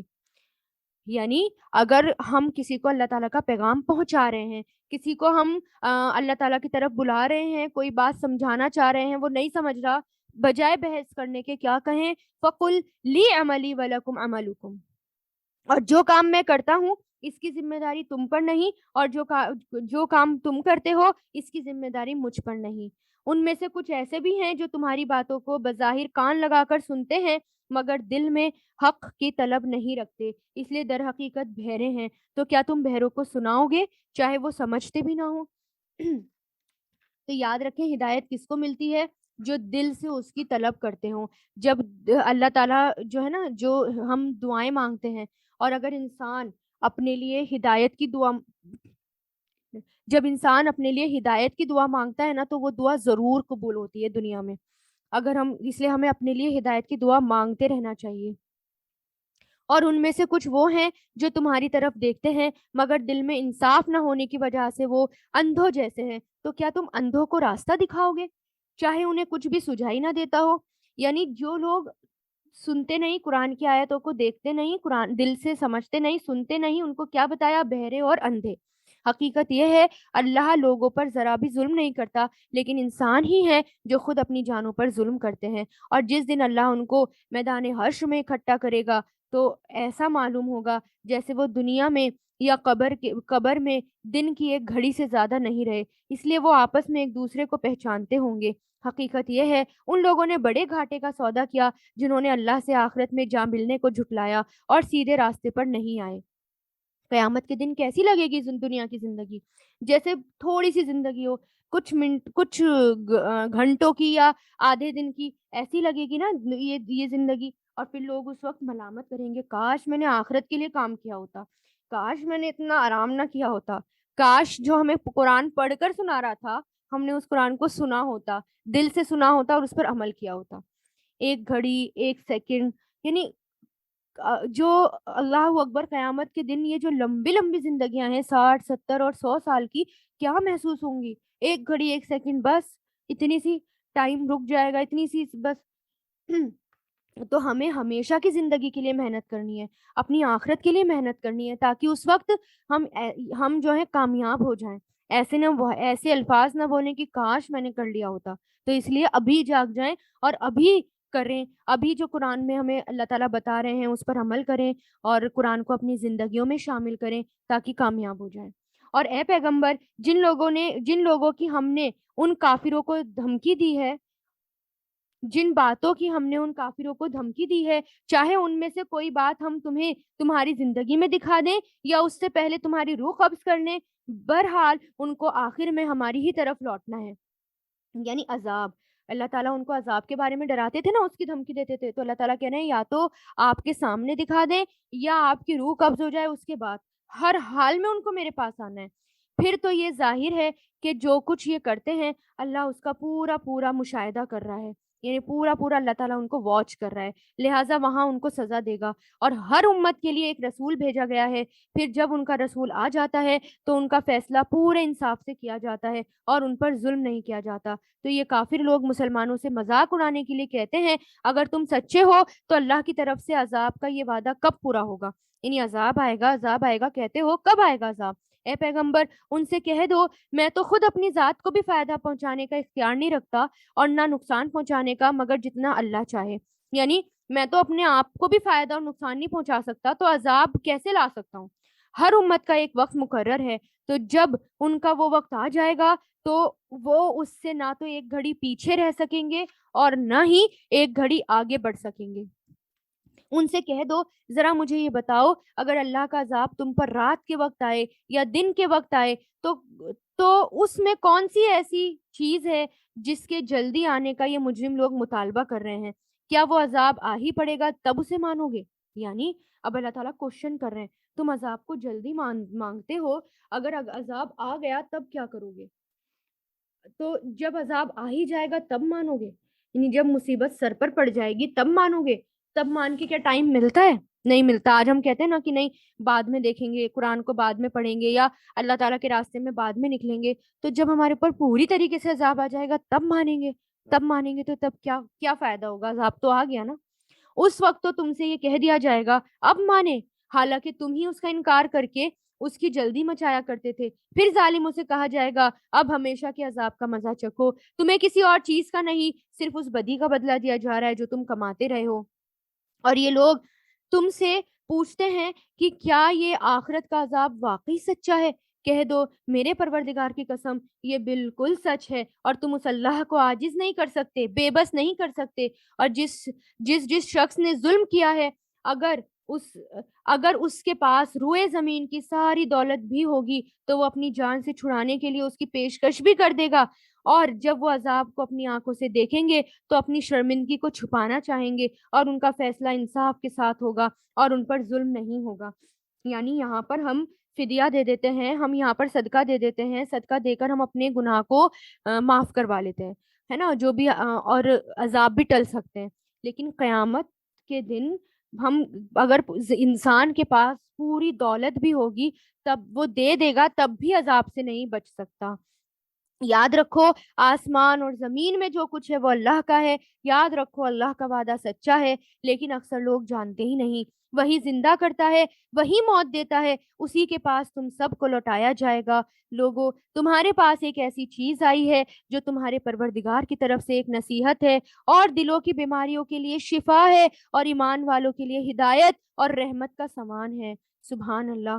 قرآن دیکھے، قرآن سینوں کی بیماریوں کے لیے شفا ہے، یعنی گھٹن، تنگی، وسوسے، برے خیالات، شیطان کے وسوسے جو دل میں ڈالتا ہے، ان سب سے ہمیں قرآن جو ہے پاک کر دیتا ہے، یعنی ان سب بیماریوں کو دور کر دیتا ہے. ابن قیم کہتے ہیں دلوں اور جسموں کی بیماریوں میں سے کوئی بیماری ایسی نہیں جس کا علاج اور اس کے سبب کی طرف رہنمائی کا ذریعہ قرآن میں موجود نہ ہو. اس کا علاج قرآن میں موجود ہے، ورنہ اس کی رہنمائی قرآن میں موجود ہے. اے پیغمبر کہو یہ سب کچھ اللہ کے فضل اور رحمت سے ہوا ہے، لہٰذا اسی پر تو انہیں خوش ہونا چاہیے. یہ اس تمام دولت سے کہیں بہتر ہے جسے جمع کر رہے ہیں. آج یہاں پر ہم بیٹھے ہیں نا، اپنا ٹائم نکال رہے ہیں. کچھ لوگ اپنے کام چھوڑ کر بیٹھے ہوں گے، کچھ لوگ اپنا آفس چھوڑ کر بیٹھے ہوں گے، سن رہے ہوں گے، کچھ لوگ کچھ کام چھوڑا ہوا ہوگا. تو اللہ تعالیٰ کہہ رہے ہیں یہ جو قرآن ہے نا، جس کو ہم سن رہے ہیں، پڑھ رہے ہیں، غور و فکر کر رہے ہیں یہاں، یہ ان سب چیزوں سے بہتر ہے جو لوگ جمع کرتے ہیں. ساری دولت، دنیا کی ہر چیز سے بہتر. کہہ دو بھلا بتاؤ اللہ نے تمہارے لیے جو رزق نازل کیا ہے، تم نے اپنی طرف سے اس میں سے کسی کو حرام اور کسی کو حلال قرار دیا ہے. ان سے پوچھو کیا اللہ نے تمہیں اسی کی اجازت دی تھی، یا تم اللہ پر جھوٹا بہتان باندھ رہے ہو؟ جو لوگ اللہ پر جھوٹ باندھتے ہیں روز قیامت کے بارے میں، ان سے ان کا کیا گمان. اس میں شک نہیں کہ اللہ انسانوں کے ساتھ فضل کا معاملہ کرنے والا ہے، لیکن ان میں سے اکثر لوگ شکر ادا کرتے ہی نہیں. اور اے پیغمبر تم جس حالت میں بھی ہوتے ہو اور قرآن کا جو حصہ بھی تلاوت کرتے ہو، اور اے لوگو تم جو کام بھی کرتے ہو، تو جس وقت تم اس کام میں مشغول ہوتے ہو ہم تمہیں دیکھ رہے ہوتے ہیں، اور تمہارے رب سے کوئی ذرہ برابر چیز چھپی بھی نہیں ہوتی، نہ زمین میں نہ آسمان میں، نہ اس سے چھوٹی نہ اس سے بڑی، مگر ہر واضح کتاب میں درج ہے. سبحان اللہ. یعنی ہر چیز اللہ تعالیٰ واچ کر رہے ہیں. یا ہم قرآن پڑھ رہے ہیں، قرآن پر غور و فکر کر رہے ہیں، اس کو بھی اللہ تعالیٰ دیکھ رہے ہیں. یاد رکھو کہ جو اللہ کے دوست ہیں ان کو نہ تو کوئی خوف ہوگا نہ غمگین ہوں گے. اللہ کے دوست کون ہوں گے؟ جو اس قرآن کو پکڑیں گے، اس قرآن پر عمل کریں گے، وہ اللہ کے دوست ہوں گے. اور مومن کو دنیاوی غم بھی، یعنی دنیاوی زندگی میں غم ہوتے ہیں، لیکن وہ غم ایسے نہیں ہوتے، وہ جلدی چلے جاتے ہیں. یعنی وہ جو ہیں اندر دلوں تک نہیں گھستے، اوپری طور پر وہ ہوتے ہیں. آپ صلی اللہ علیہ وسلم نے فرمایا اللہ کے بندوں میں سے کچھ لوگ ایسے بھی ہوں گے جو نہ نبی ہوں گے نہ شہید، لیکن قیامت کے دن اللہ کے ہاں ان کے بلند مرتبے اور منزلوں کی وجہ سے انبیاء اور شہداء ان پر رشک کریں گے. صحابہ نے عرض کیا اے رسول اللہ ہمیں بتائیے وہ کون لوگ ہوں گے؟ آپ صلی اللہ علیہ وسلم نے فرمایا یہ وہ لوگ ہوں گے جو آپس میں اللہ کی کتاب یا اللہ کی محبت کی بنا پر آپس میں محبت کرتے ہوں گے، حالانکہ ان کا آپس میں نہ کوئی رشتہ تھا، نہ کوئی مالی لین دین تھا، بس اللہ کی قسم ان کے چہروں پر نور ہوں گے۔ جب لوگ خوف زدہ ہو رہے ہوں گے تو انہیں نہ تو کوئی خوف ہوگا، نہ تو وہ غمگین ہوں گے، نہ وہ پریشان ہوں گے۔ سبحان اللہ۔ یعنی اگر ہم یہاں پر بیٹھے ہیں اللہ کی کتاب کی وجہ سے، آپس میں ایک دوسرے سے محبت کرتے ہیں اللہ کی وجہ سے، تو ایسے لوگوں کا مرتبہ ہی الگ ہے قیامت کے دن۔ رشک کریں گے شہداء بھی اور انبیاء بھی ان پر۔ یہ وہ لوگ ہیں جو ایمان لائے ہیں اور تقوی اختیار کیا ہے، ان کے لیے خوشخبری ہے، دنیاوی زندگی میں بھی اور آخرت میں بھی اللہ کی باتوں کو کوئی بدلنے والا نہیں۔ یہی زبردست کامیابی ہے۔ اور اے پیغمبر، یہ لوگ جو باتیں بناتے ہیں وہ تمہیں غم میں نہ ڈالے، افسوس میں نہ ڈالے۔ یقین رکھو کہ تمام تر اختیار صرف اللہ کا ہے اور وہ ہر بات سننے والا اور سب کچھ جاننے والا ہے۔ یاد رکھو آسمان اور زمین میں جتنے جاندار ہیں وہ سب اللہ کی ملکیت میں ہیں، اور جو لوگ اللہ کے سوا دوسروں کو پکارتے ہیں وہ کوئی اللہ کے حقیقی شرکا کی پیروی نہیں کرتے، یعنی وہ جھوٹ ہیں جس کو پکار رہے ہیں، وہ کسی اور چیز کی نہیں، صرف گمان اور اپنے خیال کی پیروی کرتے ہیں، اور ان کا کام اس کے سوا کچھ نہیں کہ اندازوں کے تیر چلاتے رہیں۔ اللہ وہ ہے جس نے تمہارے لیے رات بنائی تاکہ تم اس میں سکون حاصل کرو، اور دن کو ایسا بنایا جو تمہیں دیکھنے کی صلاحیت دے، اور اس میں یقیناً ان لوگوں کے لیے بڑی نشانیاں ہیں جو غور سے سنتے ہیں۔ کچھ لوگوں نے کہہ دیا کہ اللہ اولاد رکھتا ہے، نہیں، پاک ہے اللہ، اس کی ذات، وہ ہر چیز سے بے نیاز ہے۔ آسمان اور زمین میں جو کچھ ہے وہ اسی کا ہے، تمہارے پاس اس بات کی ذرا بھی کوئی دلیل نہیں۔ کیا تم اللہ کے ذمے وہ باتیں لگاتے ہو جس کا تمہیں کوئی علم نہیں؟ کہہ دو جو لوگ اللہ پر جھوٹ باندھتے ہیں وہ کامیاب نہیں ہوں گے، فلاح نہیں پائیں گے، ان کے لیے بس دنیا میں تھوڑا سا مزہ ہے، پھر ہمارے پاس ہی انہیں لوٹ کر آنا ہے۔ پھر کفر کیا جو رویہ انہوں نے اپنا رکھا تھا اس کے بدلے ہم انہیں شدید عذاب کا مزہ چکھائیں گے۔ اور اے پیغمبر، ان کے سامنے نوح علیہ السلام کا واقعہ پڑھ کر سناؤ، جب انہوں نے اپنی قوم سے کہا تھا، یعنی اب رسول اللہ سے کیا کہا جا رہا ہے، اب ان لوگوں کو نوح علیہ السلام کا واقعہ سناؤ کہ ان کی قوم کے ساتھ کیا ہوا جب انہوں نے جھٹلا دیا اپنے نبی کو، تو ان کا انجام کتنا برا ہوا۔ انہوں نے اپنی قوم سے کہا تھا، میری قوم کے لوگوں، اگر تمہارے درمیان میرا رہنا اور اللہ کی آیات کے ذریعے خبردار کرنا تمہیں بھاری معلوم ہو رہا ہے تو میں نے تو اللہ پر بھروسہ کر رکھا ہے، اب تم اپنے شریکوں کو ساتھ ملا کر میرے خلاف اپنی چالیں خوب چل لو، خوب پکی کر لو، پھر جو چالیں تم چل رہے ہو وہ تمہارے دل میں کسی گھٹن کا باعث بھی نہ بنے، بلکہ میرے خلاف جو فیصلہ تم نے کیا ہے اسے دل کھول کر کر گزرو، اور مجھے ذرا بھی مہلت مت دو۔ یعنی کھلا چیلنج دے رہے ہیں، اگر تمہیں میں جھوٹ لگتا ہوں، میری باتیں جھوٹ لگ رہی ہیں، تو ٹھیک ہے، سب مل کر میرے خلاف چالے چلو، پھر بھی اگر تم نے منہ موڑے رکھا تو میں نے تم سے اس تبلیغ پر کوئی اجرت نہیں مانگی، یعنی میں تم سے کوئی ڈیمانڈ نہیں کر رہا، میرا اجر کسی اور نے نہیں، اللہ نے ذمے لیا ہے، اور مجھے یہ حکم دیا ہے کہ میں فرما بردار لوگوں میں شامل ہو جاؤں۔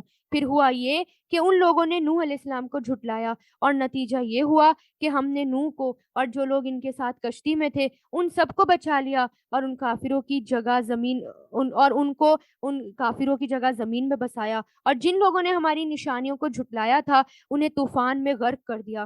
یہ پہلے گزر چکا نا، کیسے نوح علیہ السلام نے کشتی بنائی اللہ کے حکم سے، اور کشتی جب بنا لی تو پھر کشتی میں نیک لوگ یعنی جو ایمان لائے تھے وہ سوار ہو گئے اور کچھ جانور، پھر اللہ تعالیٰ کے حکم سے پانی برسا، زمین سے پانی نکلا اور ساری دنیا ڈوب گئی سوائے کشتی کے۔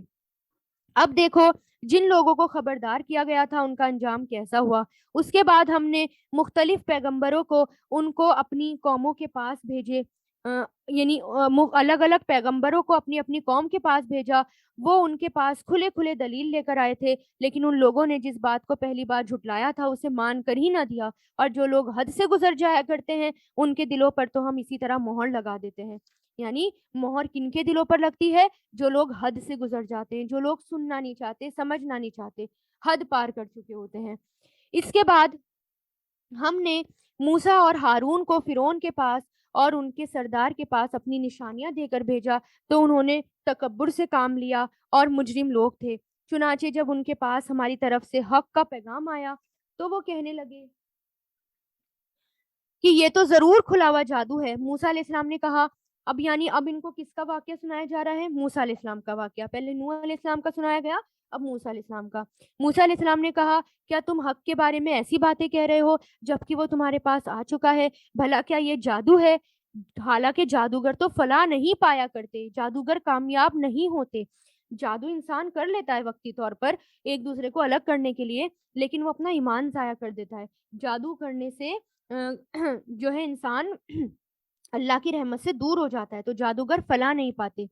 وہ کہنے لگے کیا تم ہمارے پاس اس لیے آئے ہو کہ جس طور طریقے پر ہم نے اپنے باپ دادا کو پایا ہے اس سے ہمیں الگ کر دو، اور اس سرزمین میں تم دونوں کو چودراہٹ قائم ہو جائے، یعنی تم دونوں کو جو ہے بڑا سمجھنے لگے لوگ.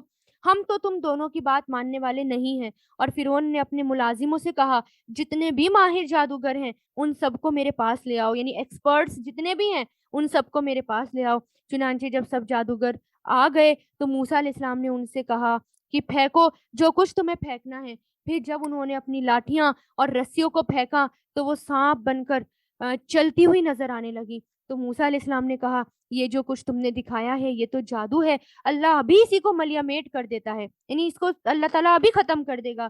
اللہ فسادیوں کا کام بننے نہیں دیتا، اور اللہ سچ کو اپنے حکم سے سچ کر دکھاتا ہے چاہے مجرم لوگ کتنا ہی برا سمجھیں.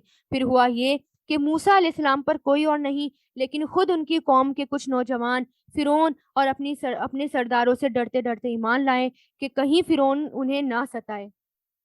یعنی شروع میں حضرت موسیٰ علیہ السلام پر بنی اسرائیل کے کچھ نوجوان ایمان لائے تھے، اور وہ بھی فرعون کے اس سرداروں سے ڈرتے تھے، یعنی ڈرتے ڈرتے فرعون کے سرداروں سے ڈرتے ڈرتے ایمان لائے تھے. تو یوتھ جو ہے موسیٰ علیہ السلام کی قوم میں پہلے ایمان لائی. تو جب حق آتا ہے اور سب سے پہلے جس کا دل کھلتا ہے تو میجورٹی آف دا ٹائم یہ دیکھا گیا کہ جب حق آیا تو سب سے پہلے اس کو کس نے سمجھا؟ یوتھ نے سمجھا، یوتھ کے دلوں میں جاتا ہے. تو جوانی میں کیا ہوتا ہے؟ جوانی میں انسان زیادہ عقل بھی لگاتا ہے، زیادہ دماغ بھی لگاتا ہے، سوچتا سمجھتا بھی ہے، ایکٹیو بھی ہوتا ہے جوانی میں. تو یوتھ جو کام کر سکتے ہیں نا وہ بڑے لوگ نہیں کر سکتے، بڑی عمر کے لوگ نہیں کر سکتے. اس لیے کہ اللہ تعالیٰ کو جوانی میں کی ہوئی عبادتیں زیادہ پسند آتی ہیں. جب ہم جوانی میں اللہ کے راستے میں نکلتے ہیں، جوانی میں ہم کوئی کام کرتے ہیں تو اللہ کو وہ زیادہ زیادہ پسندیدہ ہے. تو جوانی کو تقویٰ سے ہارنس کی طرف اسلام نے ترغیب دی. تو ہمیں ایکٹیو ہونا چاہیے، ایکٹیو ہو کر ہر کام کرنا چاہیے، کیونکہ یوتھ ہر کام کے لیے تیار رہتے ہیں. اگر وہ کسی کام کو ٹھان لیں تو انہیں کوئی روک نہیں سکتا. تو اس لیے یوتھ کو ترغیب دلائی گئی. اور موسیٰ علیہ السلام کے یہاں بھی سب سے پہلے کون ایمان لائے؟ یوتھ ایمان لے کر آئے.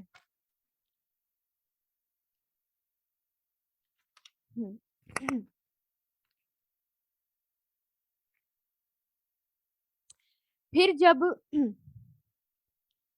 اور یقیناً فرعون زمین میں بڑا زورآور تھا اور وہ ان لوگوں میں سے تھا جو کسی حد پر قائم نہیں رہتے. اور موسیٰ علیہ السلام نے کہا اے میری قوم، اگر تم واقعی اللہ پر ایمان لے آئے ہو تو پھر اسی پر بھروسہ رکھو اگر تم فرما بردار ہو. اس پر انہوں نے کہا کہ اللہ ہی پر ہم نے بھروسہ کر لیا ہے. اے ہمارے پروردگار، ہمیں ان ظالم لوگوں کے ہاتھوں آزمائش میں مت ڈالیے گا اور اپنی رحمت سے ہمیں کافر قوم سے نجات دے دیجیے گا. اور ہم نے موسیٰ اور ان کے بھائی پر وحی بھیجی کہ تم دونوں اپنی قوم کو مصر ہی کے گھروں میں بساؤ اور اپنے گھروں کو نماز کی جگہ بنا لو اور اس طرح نماز قائم کرو اور ایمان لانے والوں کو خوشخبری دے دو.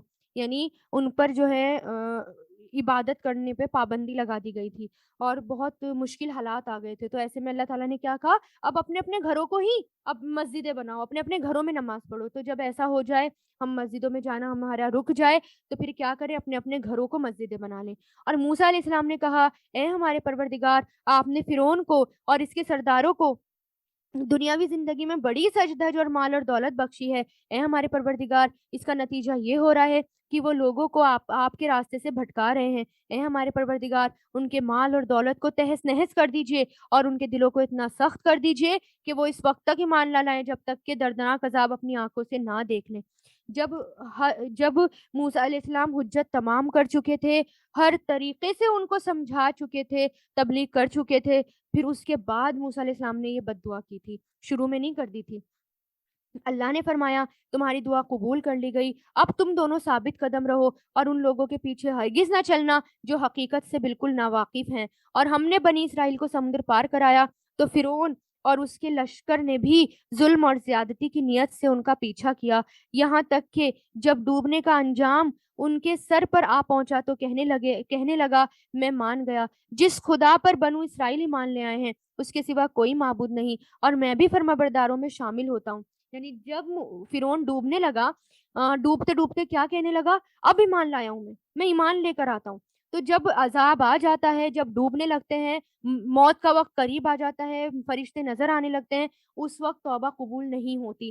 موت کے فرشتے دیکھ کر، عذاب دیکھ کر ایمان لانے کا کوئی فائدہ نہیں ہوتا۔ ابو ہریرہ کہتے ہیں رسول اللہ نے فرمایا 3 چیزوں کے ظاہر ہو جانے کے بعد کسی ایسے شخص کو اس کا ایمان لانا فائدہ نہ دے گا جو اس سے پہلے ایمان نہ لایا ہو اور اس نے اپنے ایمان کی حالت میں کوئی نیکی نہ کمائی ہو۔ جب سورج مغرب سے نکلے گا، جب دجال نکلے گا اور جب زمین سے جانور نکلے گا جو لوگوں سے بات کرے گا۔ اسی طرح ایک روایت میں آتا ہے جب جان حلق تک آ جاتی ہے پھر ایمان لانے کا فائدہ نہیں ہوتا۔ تو فرعون نے بھی یہی کہا کہ میں اب ایمان لاتا ہوں، یعنی مرتے مرتے کہہ رہا اب ایمان لا رہا ہوں۔ اس کو جواب دیا گیا اب ایمان لاتا ہے، حالانکہ اس سے پہلے نافرمانی کرتا رہا اور مسلسل فساد مچاتا رہا، لہٰذا آج ہم تیرے صرف جسم کو بچائیں گے تاکہ تو اپنے بعد کے لوگوں کے لیے عبرت کا نشان بنے، کیونکہ بہت سے لوگ ہماری نشانیوں سے غافل بنے ہوئے ہیں۔ اور ہم نے بنی اسرائیل کو ایسی جگہ بسایا جو صحیح معنوں میں بسنے کے لائق کی جگہ تھی اور ان کو پاکیزہ چیزوں کا رزق بخشا۔ پھر انہوں نے دین حق کے بارے میں اس وقت تک اختلاف نہیں کیا جب تک ان کے پاس علم نہیں آ گیا۔ یقین رکھو جن باتوں میں وہ اختلاف کرتے ہیں، کنٹرڈکشن نکالتے ہیں، لڑتے ہیں، جھگڑتے ہیں، ان کا فیصلہ تمہارے پروردگار کے پاس قیامت کے دن ہوگا۔ پھر اے پیغمبر اگر بفرض محال تمہیں اس کلام میں ذرا بھی شک ہو جو ہم نے تم پر نازل کیا ہے تو ان لوگوں سے پوچھ لو جو تم سے پہلے آسمانی کتاب پڑھتے ہیں۔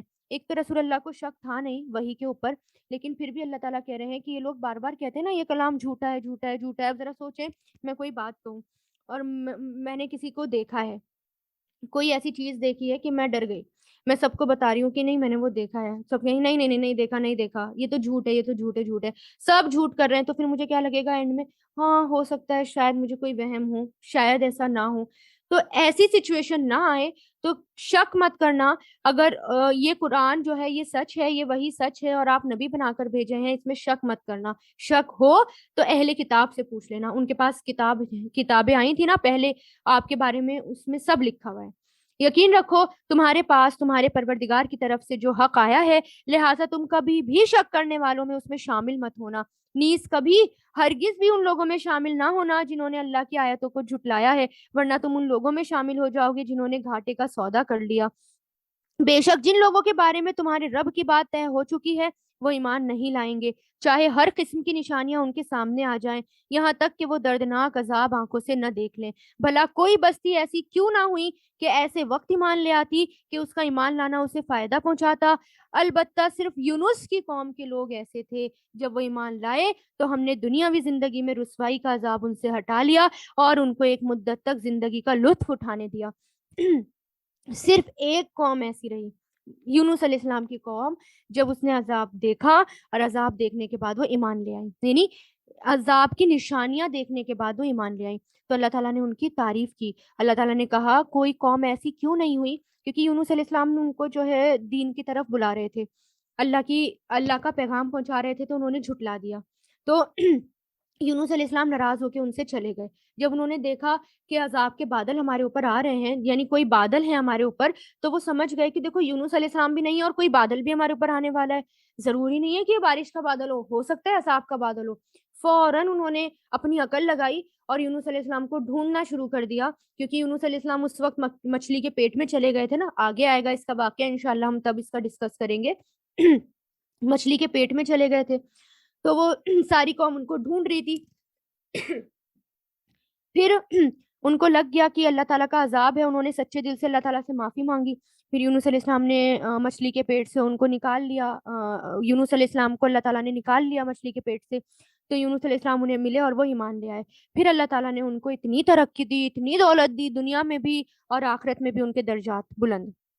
تو جب ہم اللہ کی طرف پلٹ آتے ہیں، اللہ تعالیٰ کا کام شروع کر دیتے ہیں، تو پھر کیا ہوتا ہے، اللہ تعالیٰ دنیاوی زندگی میں سے بھی رسوائی کا، ذلت، بے عزتی کا عذاب اٹھا لیتے ہیں، اور پھر آخرت میں بھی پھر ان کے اوپر سے عذاب ہٹتا ہے۔ اور اگر اللہ چاہتا تو روئے زمین میں پر بسنے والے سب کے سب ایمان لے آتے، تو کیا تم لوگوں پر زبردستی کرو گے تاکہ وہ سب مومن ہو جائیں؟ اور کسی بھی شخص کے لیے یہ ممکن نہیں کہ وہ اللہ کی اجازت کے بغیر مومن بن جائے، اور جو لوگ عقل سے کام نہیں لیتے ہیں اللہ ان پر گندگی مسلط کر لیتا ہے۔ اے پیغمبر، ان سے کہو ذرا نظر دوڑاؤ کہ آسمان اور زمین میں کیا کیا چیزیں ہیں، لیکن جن لوگوں کو ایمان لانا ہی نہیں ہے ان کے لیے زمین اور آسمان میں پھیلی ہوئی نشانیاں اور آگاہ کرنے والے پیغمبر کچھ بھی کارآمد نہیں ہوتے۔ یعنی جو لوگ جن کے دلوں پہ مہر لگی ہوئی ہوتی ہے نا، انہیں اللہ تعالیٰ کی نشانیاں دکھائی نہیں دیتی، سمجھ میں نہیں آتی، جن کے دل بند ہو چکے ہوتے ہیں، جو اپنی عقل نہیں لگاتے، جو سوچتے سمجھتے نہیں ہے، جو دلائل موجود ہے نا کائنات میں پھیلے ہوئے، جب وہ ان دلائلوں کی طرف دیکھتے نہیں، ان آیاتوں کی طرف دیکھتے نہیں، تو دل پہ مہر لگ جاتی ہے۔ پھر بھلا بتاؤ کہ یہ لوگ ایمان لانے کے لیے اس کے سوا کس بات کا انتظار کر رہے ہیں کہ اس طرح کے دن میں بھی یہ دیکھیں کہ جیسے ان سے پہلے کے لوگوں نے یہ دیکھا تھا۔ یعنی بھلا بتاؤ کہ لوگ ایمان لانے کے لیے اس کے سوا کس بات کا انتظار کر رہے ہیں کہ یہ اس طرح کے دن دیکھیں۔ کون سے دن؟ جو عذاب آیا تھا، جیسے ان سے پہلے لوگوں نے دن دیکھے تھے، مطلب پہلے لوگوں پر عذاب آیا تھا نا، پہلے لوگوں نے اللہ تعالیٰ کی آیتوں کو نہیں مانا، اللہ تعالیٰ کو جھٹلا دیا، تو اس کا نتیجہ کیا ہوا؟ ان پر اللہ تعالیٰ کی طرف سے عذاب آیا۔ تو اللہ تعالیٰ کہہ رہے ہیں یہ چلتے پھرتے نہیں، زمین پر دیکھتے نہیں، کیسے جو لوگ اللہ کی نشانیوں پر غور و فکر نہیں کرتے، ایمان نہیں لاتے، قرآن پر ایمان نہیں لاتے، اللہ تعالیٰ کی آیتوں کو سمجھتے نہیں، ان کا انجام کتنا برا ہوا ہے۔ ان کا انجام نہیں دیکھا ان لوگوں نے؟ کہہ دو اچھا تو تم انتظار کرو، میں بھی تمہارے ساتھ منتظر ہوں، انتظار کر رہا ہوں۔ تو جیسے کہ ہمارے سامنے ایسے ہے نا کہ بہت سے لوگ ایسے گزرے، بہت سے مسلمان بھی، کہ جن کے اوپر اللہ تعالیٰ کی طرف سے ذلت بھی آئی، رسوائی بھی ملی، ان کو ان کے جگہوں سے، ملکوں سے نکال دیا گیا۔ کیوں ایسا ہوا؟ ایسا اس لیے ہوا کیونکہ انہوں نے اللہ تعالیٰ کے کام کو چھوڑ دیا۔ بہت سے لوگ ایسے ہوتے ہیں، عبادت بھی کرتے ہیں، نمازیں بھی پڑھتے ہیں، روزے بھی رکھتے ہیں، سب کام کرتے ہیں، لیکن جب امر بالمعروف اور نہی عن المنکر نہیں کرتے، بھلائیوں کا حکم نہیں دیتے، برائیوں سے نہیں روکتے، اللہ تعالیٰ کے دین کا کام، دعوت کا کام نہیں کرتے، تو پھر ایسے مسلمانوں پر بھی عذاب آتا ہے۔ ذلت، رسوائی، دوسری قوم ان کے اوپر سوار ہو جاتی ہے، پھر کچھ نہیں ہوتا، پھر ان کو جھکنا پڑتا ہے۔ اور جب ہم اپنے حالات بدل لیتے ہیں، اللہ تعالیٰ کی طرف رجوع کرتے ہیں، پلٹتے ہیں، امر بالمعروف نہی عن المنکر کرتے ہیں، خود بھی قرآن پڑھتے ہیں، سمجھتے ہیں، دوسروں تک بھی پہنچاتے ہیں اللہ تعالیٰ کا پیغام، تو پھر اللہ تعالیٰ عزت دیتے ہیں، ذلت والی زندگی سے ہم سے دور کر دیتے ہیں۔ مسلط اگر ہمارے اوپر ظالم بادشاہ مسلط ہوتا ہے تو اس کو بھی اللہ تعالیٰ ہٹا دیتے ہیں۔ تو اس لیے ہمیں کیا کرنا ہے، ہمیں اس قرآن کو پڑھنا ہے، سمجھنا ہے، اور ویسا ہی بننا ہے جیسا اللہ تعالیٰ چاہتے ہیں، خود بھی اس پر عمل کرنا ہے اور دوسروں تک پہنچا دینا ہے۔ پھر جب عذاب آتا ہے تو ہم اپنے پیغمبروں کو اور جو لوگ ایمان لے آئے ہیں ان کو نجات دے دیتے ہیں۔ اسی طرح ہم نے یہ بات اپنے ذمے رکھ رکھی ہے کہ تمام دوسرے مومنوں کو بھی نجات دیں گے، یعنی جو مومن ہوتے ہیں ان کو نجات ملتی ہی ملتی ہے، اللہ تعالیٰ ان کا ساتھ دیتے ہیں۔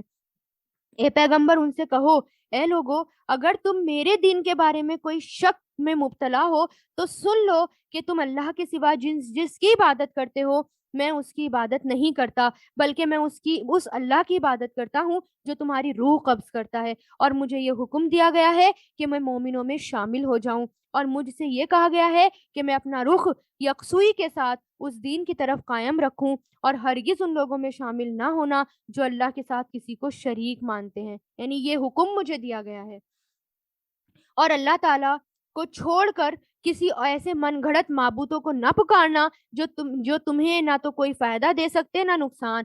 اگر پھر بھی تم بالفرض محال ایسا کر بیٹھو تو تمہارا شمار ظالموں میں ہوگا۔ کس سے کہا جا رہا ہے؟ انبیاء سے، رسول اللہ سے۔ اگر انہوں نے ان لوگوں کی بات مانی، ان کے پیچھے چلے گئے، ان کے معبودوں کی بات مانی، تو کیسے ہو جائیں گے؟ جیسے کہ ان کا شمار ظالموں میں ہوگا۔ حالانکہ رسول اللہ نے کبھی بتوں کو چھوا بھی نہیں، اب آپ کو پتا ہے نا مکہ کا ماحول چاروں طرف بت ہی بت تھے، لات منات عزا، شرک ہی شرک تھا، لیکن رسول اللہ نے کبھی بھی، رسول اللہ کے ہاتھ نے کبھی بھی بت کو چھوا بھی نہیں، اور کبھی بھی رسول اللہ نے کسی غیر اللہ کی قسم بھی نہیں کھائی، وہی آنے سے پہلے پہلے بھی۔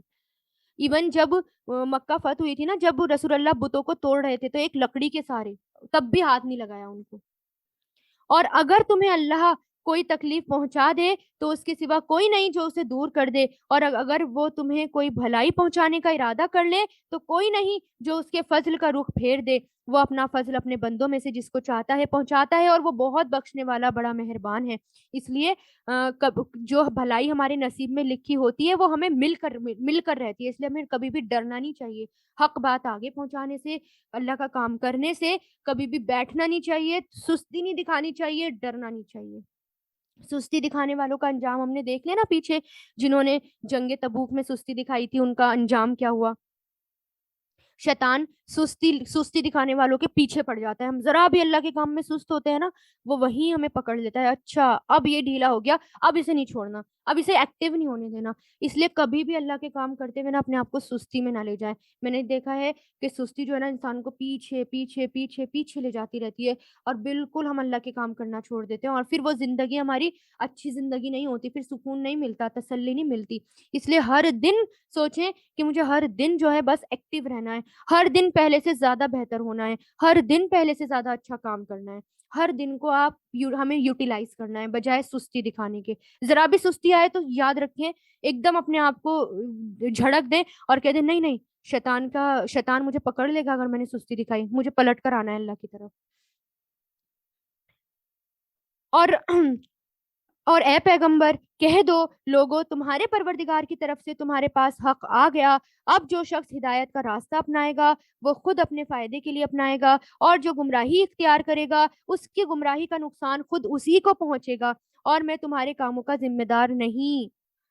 اور جو وہی تمہارے پاس بھیجی جا رہی ہے تم اس کی اتباع کرو اور صبر سے کام لو، یہاں تک کہ اللہ کوئی فیصلہ کر دے، اور وہ بہترین فیصلہ کرنے والا ہے۔ الحمدللہ ہماری سورہ یونس مکمل ہوئی، سورہ ہود اسٹارٹ ہو رہی ہے، یہ بھی مکی صورت ہے سورہ ہود، اور انبیاء کرام کے اوپر، اور اس کے جو ٹیکس ہیں، کانٹیکس ہیں، مضامین ہیں، وہ ملتے جلتے ہیں پچھلی سورت سے، سورہ یونس سے، اور اس کے اندر خاص طور سے زیادہ تر پیغمبروں کے واقعات سنائے گئے ہیں، اور ہود بھی ایک پیغمبر کا نام تھا، ان کے نام پر یہ سورت ہے، اور کم الفاظ میں بہت جامع مضامین اس کے اندر بتائے گئے ہیں۔ شروع اللہ کے نام سے جو سب پر مہربان، بہت مہربان ہے۔ الف لام را، یہ وہ کتاب ہے جس کی آیتوں کو دلیل سے مضبوط کیا گیا ہے، ریفرنس دے دے کر، دلیلیں دے دے کر اس کی آیتوں کو مضبوط کیا گیا۔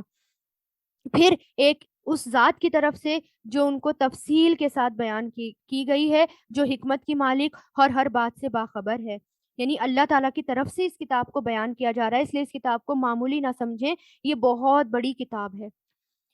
یہ کتاب پیغمبروں کو حکم دیتی ہے کہ وہ لوگوں سے کہیں کہ اللہ کے سوا کسی کی عبادت نہ کرو، میں اس دن کی طرف سے تمہیں آگاہ کرنے والا ہوں اور خوشخبری سنانے والا ہوں، اور یہ ہدایت دیتا ہے کہ اپنے پروردگار سے گناہوں کی معافی مانگو، پھر اس کی طرف رجوع کرو، وہ تمہیں ایک مقرر وقت تک زندگی سے اچھا لطف اٹھانے کا موقع دے گا، اور وہ ہر شخص کو جس نے زیادہ عمل کیا ہوگا اپنی طرف سے زیادہ اجر دے گا۔ یعنی اس صورت میں کیا کہا گیا کہ رسولوں سے کہا گیا کہ لوگوں کو اللہ تعالیٰ کی طرف بلائیں اور اس کتاب کی پیروی کریں، اور پھر جو شخص متقی بنے گا اس کو اللہ تعالیٰ اور زیادہ دیں گے۔ عبادت کے علاوہ کیا کرنا ہے؟ استغفار کرنا ہے، توبہ استغفار جو ہے جب ہم کرتے ہیں، استغفار کرتے ہیں، جیسا کہ ابھی آگے آئے گا، اب آ رہا ہے کہ استغفار کرنے سے اللہ تعالیٰ ہمیں دنیا میں رزق بھی دیتے ہیں، اور ہمیں ہر پرابلمز اس کی دور ہوتی ہیں۔ تو یہاں پر کیا ہے کہ کیا کرنا ہے؟ ہمیں استغفار بھی کرنی ہے، اللہ تعالیٰ کی طرف رجوع بھی کرنا ہے، اور پھر تقویٰ کرنا ہے، اور اگر تم نے منہ موڑا تو مجھے تم پر ایک بڑے دن کے عذاب کا اندیشہ ہے، ڈر ہے۔ اللہ ہی کے پاس تم سب کو لوٹ کر جانا ہے، وہ ہر چیز کی پوری طرح قدرت رکھتا ہے۔ دیکھو یہ کافر لوگ اپنے سینوں کو اس سے چھپنے کے لیے دوہرا کر لیتے ہیں۔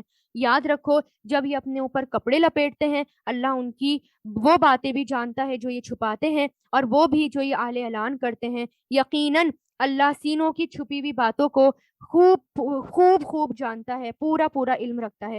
بہت سے مشرک ایسے تھے کہ آپ صلی اللہ علیہ وسلم کا سامنا کرنے سے کتراتے تھے، یہ سوچتے تھے کہ رسول اللہ کا سامنا پڑ جائے گا تو رسول اللہ پھر سے قرآن سنانے شروع کر دیں گے، تو وہ کیا کرتے تھے، اپنے اوپر جب رسول اللہ کا سامنا ہوتا تھا اپنے اوپر کپڑے لپیٹ لیتے تھے اور کھسک جاتے تھے، وہاں سے چھپ جایا کرتے تھے کپڑوں کے اندر۔ تو یہاں پر اللہ تعالیٰ وہی بتا رہے ہیں کہ کیسی حرکتیں یہ کرتے تھے، اپنے کپڑوں سے اپنے آپ کو دوہرا کر لیتے تھے، حالانکہ اللہ کو جھٹلا رہے ہیں، وہ اللہ کی آیتوں کو جھٹلا رہے ہیں، اور ان کو علم ہی نہیں کہ وہ کیا کر رہے ہیں، لیکن اللہ تعالیٰ کو پتا ہے کہ ان کے اندر، ان کے دل میں جو باتیں چھپی ہوئی ہیں اور جو یہ ظاہر کرتے ہیں وہ سب اللہ تعالیٰ جانتے ہیں۔ تو ہمیں بھی کیا کرنا ہے، ہمیں اس بات پر یقین ہے کہ اللہ تعالیٰ ہر چیز دیکھ رہے ہیں۔ تو ہمیں جو ہے اپنے دل کے حال کو، ہمیشہ اپنے دل کو ٹیسٹ کرتے رہنا چاہیے کہ میرے دل کا حال کیا ہے، کہیں منافقت تو نہیں، کہیں میں ایسا تو رویہ نہیں ہے میرا کہ میں جو ہے چھپ جاؤں، یا میں جو ہے سستی دکھاؤں، یا اللہ تعالیٰ کے کام میں آگے نہ بڑھوں۔ اور پھر یہ یاد رکھیں، نعمت، بار بار نعمتوں کا ذکر ہوتا ہے کہ جو بھی نعمت ہمیں مل رہی ہوتی ہے، اسکل، اسٹیٹس، ہمارا علم، ایکوائرڈ نالج، دینی نالج، ہماری بیوٹی، ہماری خوبصورتی، سب اللہ کے کام میں یوز کریں۔ اور بیوٹی یعنی لوگ جو ہے نا خوبصورتی کی طرف، بیوٹی کی طرف اٹریکٹ ہوتے ہیں، اس لیے خوبصورتی بھی جو ہے، ہماری خوبصورتی کو ہمارے اسلام کو ہماری خوبصورتی کی ضرورت ہوتی ہے، ہماری اٹریکشن کی ضرورت ہوتی ہے۔ جو لوگ جس بیوٹی جن کے پاس ہوتی ہے اس کی طرف لوگ اٹریکٹ بھی ہوتے ہیں، کیونکہ حضرت بلال کی طرف بہت کم لوگ اٹریکٹ ہوتے ہیں۔ تو اس لیے جو ہے نا، آپ جو بھی اسکل، جو بھی صلاحیتیں ہمارے پاس موجود ہیں اس کو کس میں لگائیں، اللہ تعالیٰ کے کام میں لگائیں۔ اللہ تعالیٰ کے اللہ جو بھی نعمت ہمیں ملی ہے اس کو صرف اور صرف کس کے لیے استعمال کریں، اللہ کی رضا کے لیے استعمال کریں، تاکہ فلاح پا جائے اور کامیاب ہو جائیں۔ وآخر الدعوانا ان الحمد للہ رب العالمین۔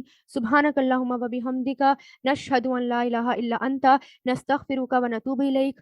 سبحان ربک رب العزت عما یصفون، والسلام علی المرسلین، والحمد للہ رب العالمین، برحمتک یا ارحم الراحمین۔